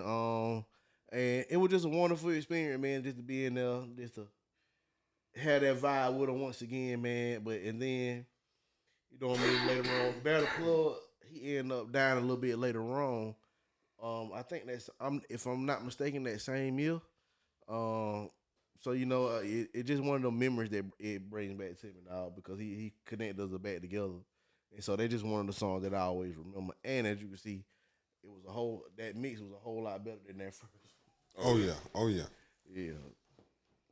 So like I said, man, timeline going through timelines of mixing days, of just being a overall engineer. All right. What we got? Hey, speaking of, man, so me and Skeet, we're gonna have something special coming up pretty soon, man. I think we got a little special going on. You heard it here first. I think we're gonna do a raffle.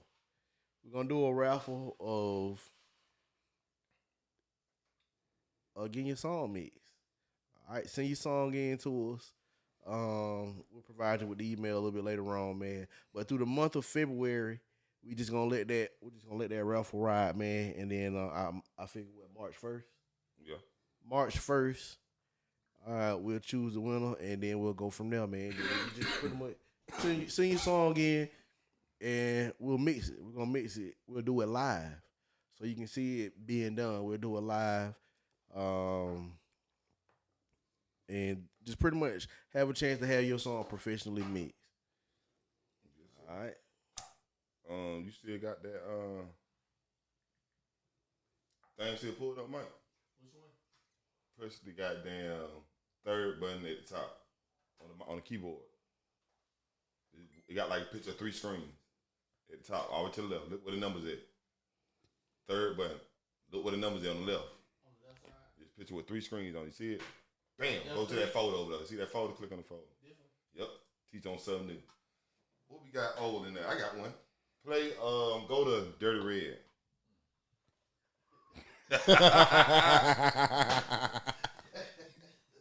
She'll see a song and say, "Freaky with You." It's labeled though, right? Yeah, it's a folder. It's alphabetical order. I see it. You gotta play that. Dirty Red. Shout out Dirty Red. Yeah, man. You see it?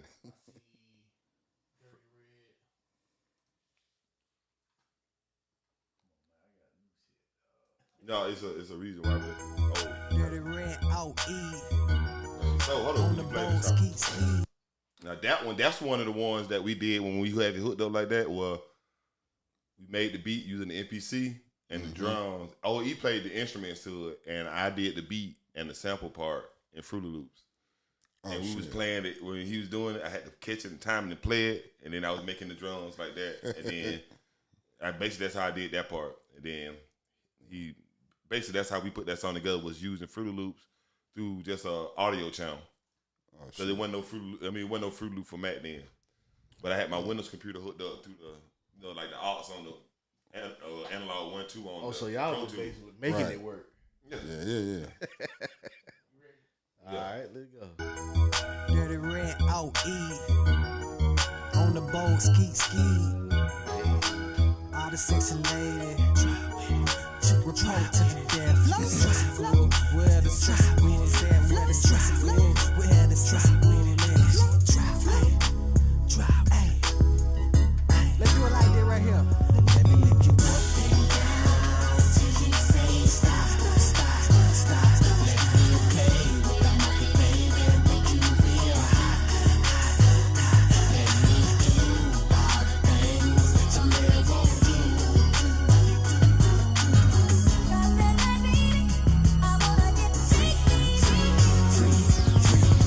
Yeah, you looking like a star, you my dream girl. I need your fix, put me in your vein till I'm a finger. Halle Berry fade with a booty like Serena. Lisa Ray swag, but she freaking like Katrina. BCBD with a better layer weed. Juicy couture pocketbook, smell like summer. Picture show Ain't nigga like the old dog. Get a drop, turn your head to the side. Baby mama fine, and she ain't even trying. When she made the booty talk, a shame and a crime. My dog ain't lying when I say I would pay the rent. Even pay the car, no, shout it, that's a hit. Cause you look like you down for your dog. And push you out like you got them sugar wild. Take her around the world and back to my country time. And every night I'ma lick you up and up and lay you down. Till you say stop. Let me play with the monkey, baby, make you feel hot. Let me do all the things that you never do.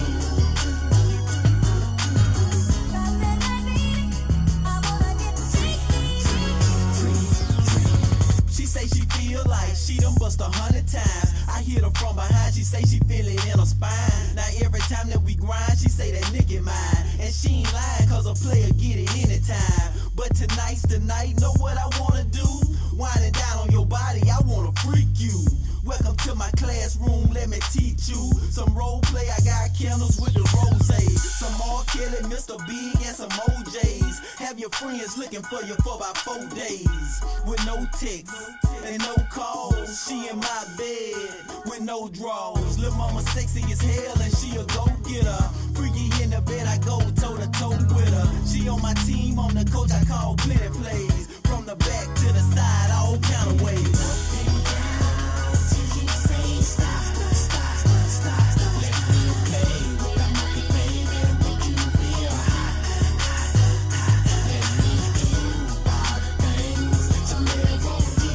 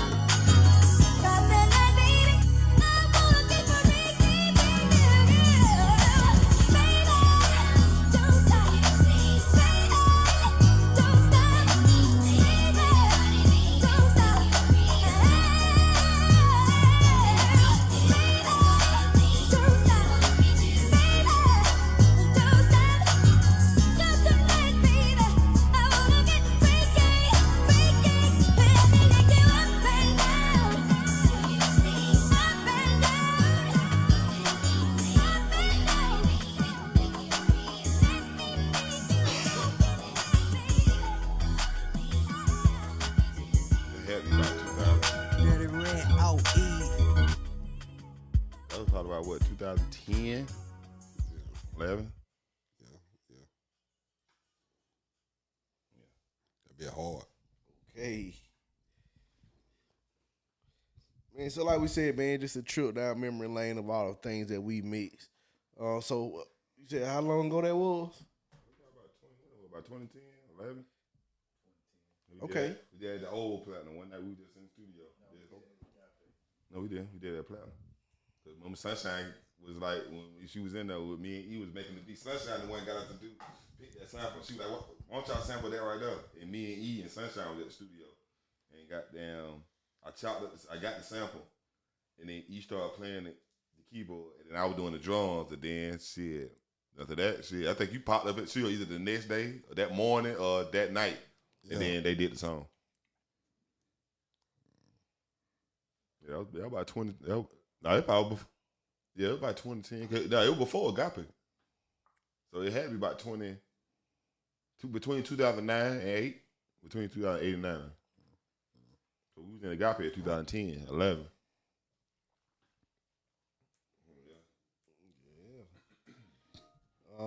So I found another one of them old ones in the thing, man. I'm trying to find a real bad song too. And this, I ain't gonna say, man. This is another song, man. That dealing with that's horrible. Sean J, man, in the studio. Like I said, man, Sean J, if you an upcoming engineer, man, now you want to learn how to record engineers, record Sean, man. Sean is gonna mold you into it. And so, you know what I mean? Basically, same thing, man. So this was recorded around about 2015, same, you know what I mean? At the apartment, man. In Wendover apartment, we ducked off in the corner. Got the microphone. Only thing we got is a laptop, inbox. Yeah, inbox, and it wasn't even a condenser mic. We had it was a regular mic, so it didn't have the 3 prongs on it. It had the 1/4 inch. Oh man. Yeah, we stuck it into the 1/4 inch coming out the mic. Yeah, we stuck it in there, man. It was a dynamic mic, a performance mic. Right. Yeah, man, we recorded, but hey, you never know it. And you couldn't tell me, but I couldn't mix. I'm recording. I think we all had them days with that type of mic. Hey, so yeah, play it, man. It's called Uncle Ruckus. We did this on Sean. Yeah.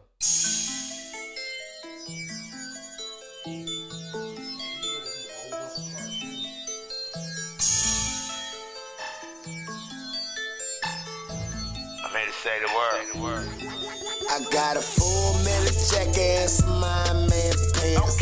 Mary Jane sticky at the Spider-Man hands. Space Jam, J, Chevy, taller David Robinson. I'm a dose of swimming in pretty women like a Aquaman. Come watch the big dog kick it home, kung fu it. I turn the power girl to stone cold groupies. My brain fire like Captain Planet Flintstone only buff.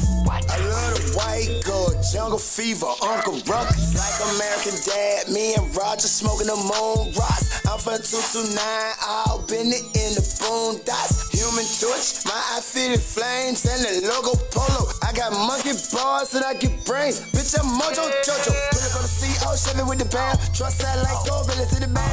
New clock funny, won't fit in my pants. I'm too stretched out of Yosemite Sam. Slanging them Percocets and them chickens in the plastic. And I'm making that work stretch like I'm Mr. Fantastic. I'm just swimming in the money like Screw McDuck. Nah, I ain't bragging. Fucking rug rats on magic carpets like I was Aladdin. I get blood money, Cali blood drug money. So beef follow me like Poach, I follow Dub Funny. I got a full metal jacket and some my man pants.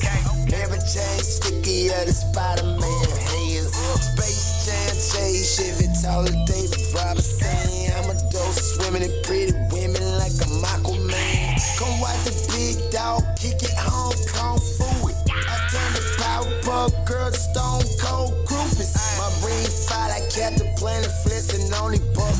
I love the white gold, Jungle fever, Uncle Ruck. Them Johnson boys coming in the world ain't ready.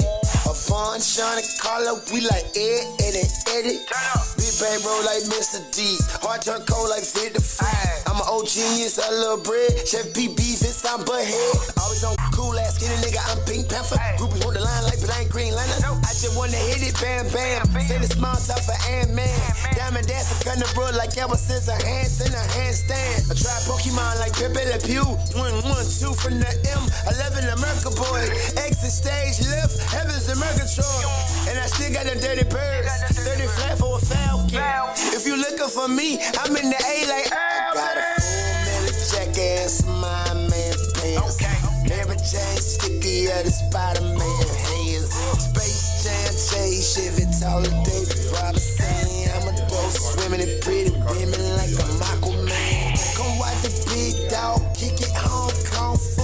I turn the Powerpuff Girl to Stone Cold groupies. My ring fire like Captain Planet Flips and only buff. I love the white gold, jungle fever, Uncle Ruckus. That bit that hard. That bit that hard. So like I said, man, we recorded it in 2015, man. Hey, so I got the hard drive. Now, but the hard drive. You got it. Well, I don't know, cause I say it like this right here, man.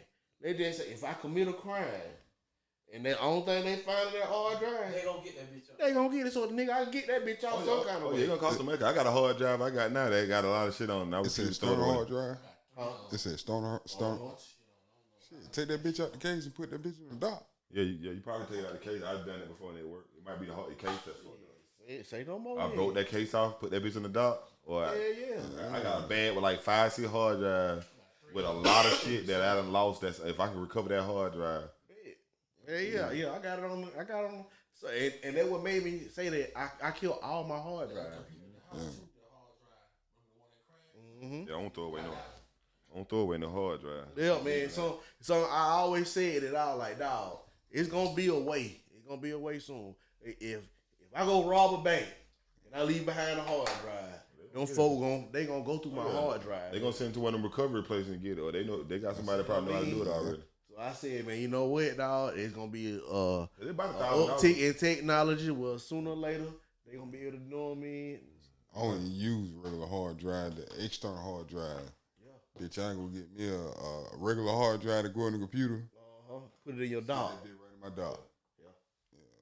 I remember that dock. Yeah. I got about 2 of them. I got a dock with 2, and I got a dock with 4. A baby.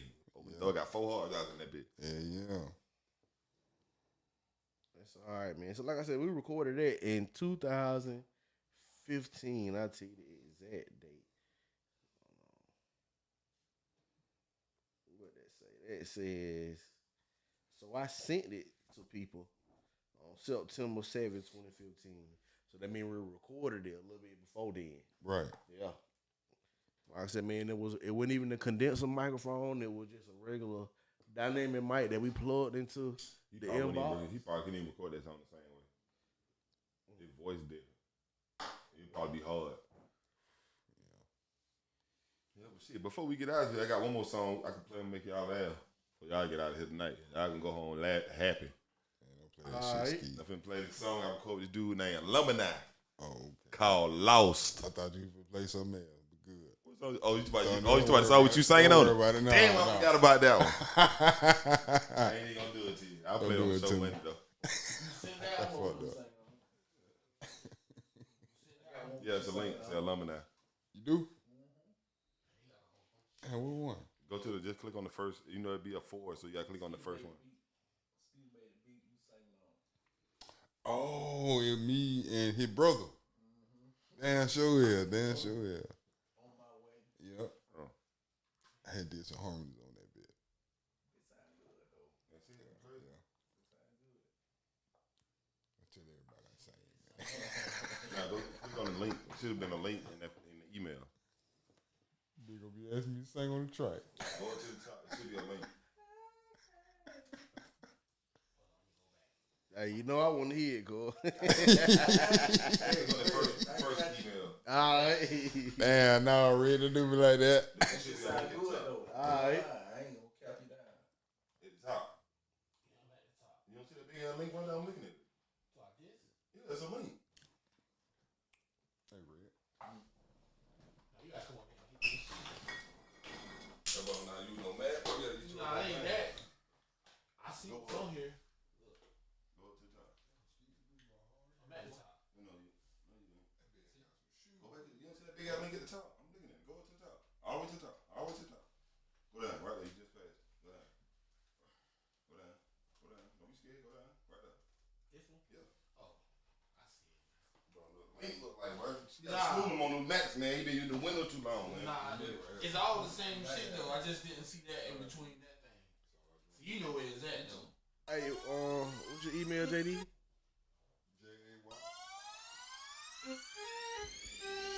Walking around looking for a job, but nobody wants to hire today.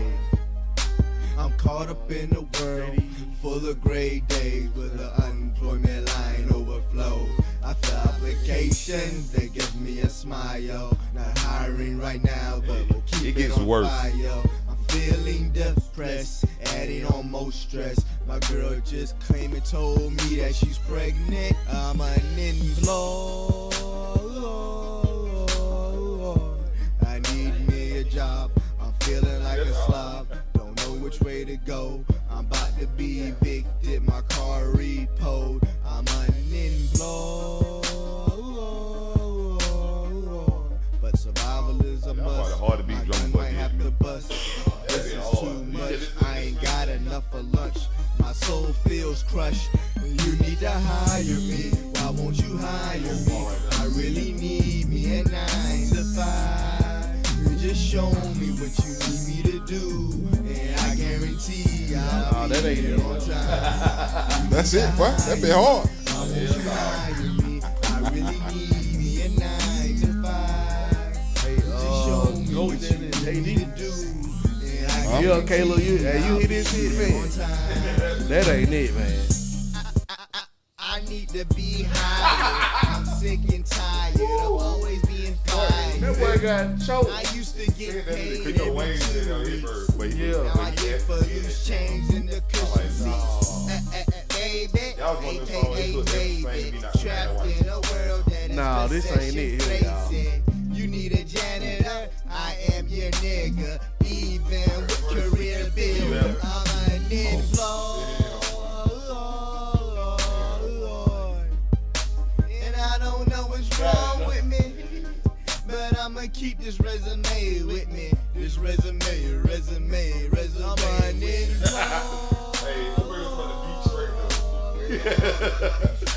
and I don't know what's wrong with me.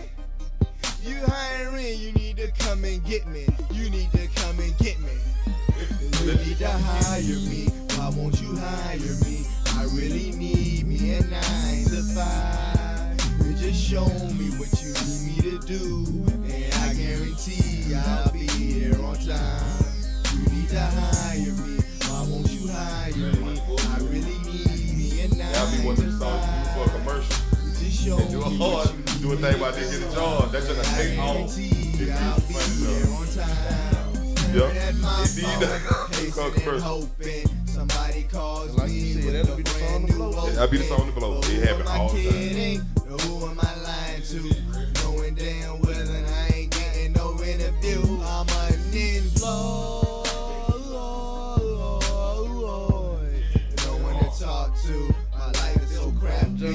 I'm far from happy. The next person that get hired, I'm slapping. You need to hire me. Why won't you hire me? I really need me a 9 to 5. You just show me what you need me to do, and I guarantee I'll be here on time. Yeah, I see what they were doing too, but I get it. But it was just one of them things that be like, man, I don't know. Y'all can just see my face when I was actually recording this and mixing it. It took everything. Nah, that ain't it, y'all.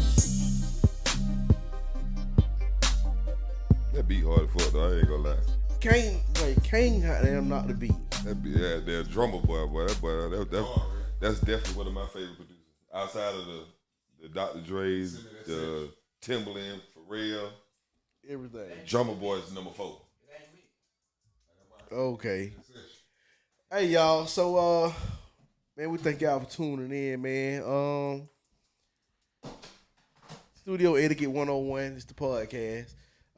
Man, we got JD on the thing with us. So like I said, you know, bread mix it, man. Got Skeet 229 and everything. All right, make sure y'all tune in with us each and every Friday, man. We in this thing from 8 p.m. What we doing that week? I don't know. I don't want to give too much out right now, man. Wait, about Wednesday. Yeah. Tuesday, Wednesday. I say about Monday. I give you Monday. Hey, Daddy, you can make this a monthly thing. Every month you got to come. Hey, shit, I pull up, man. There you go. Or every other week. Bro. There you go. Pull up, bro. That's what I'm talking about. Pull up. All right. Yeah, man. So we thank y'all for tuning in with us, man. Like I said, man, I'm Bread Mixed It. Skeet 229, man. We got JD in this thing, man. Oh, we got to get this. We got to do the Platinum Hitter show, though. Us 3 and Mario. We got to get Mario out the West Coast. Man, hey, we got to get No Good, too. Yeah, No Good. No Good. So everybody that, so what we want to do, all the engineers. Hey, we got to get this nigga. Yeah. Good luck. We can find Sharon. Hey, so what we want to do is we want to do all the engineers that work at Platinum. That have worked at Platinum throughout the years. Normally that Platinum has been around, you know what I mean? They just actually Ryan. Obi-Wan Kenobi. I thought he maybe. I didn't know he engineered. Yeah, he did. Oh, well, shit. Ryan Okay. up there, Blue Moon. See, there you go, man. Like, know what I mean? We just get everybody.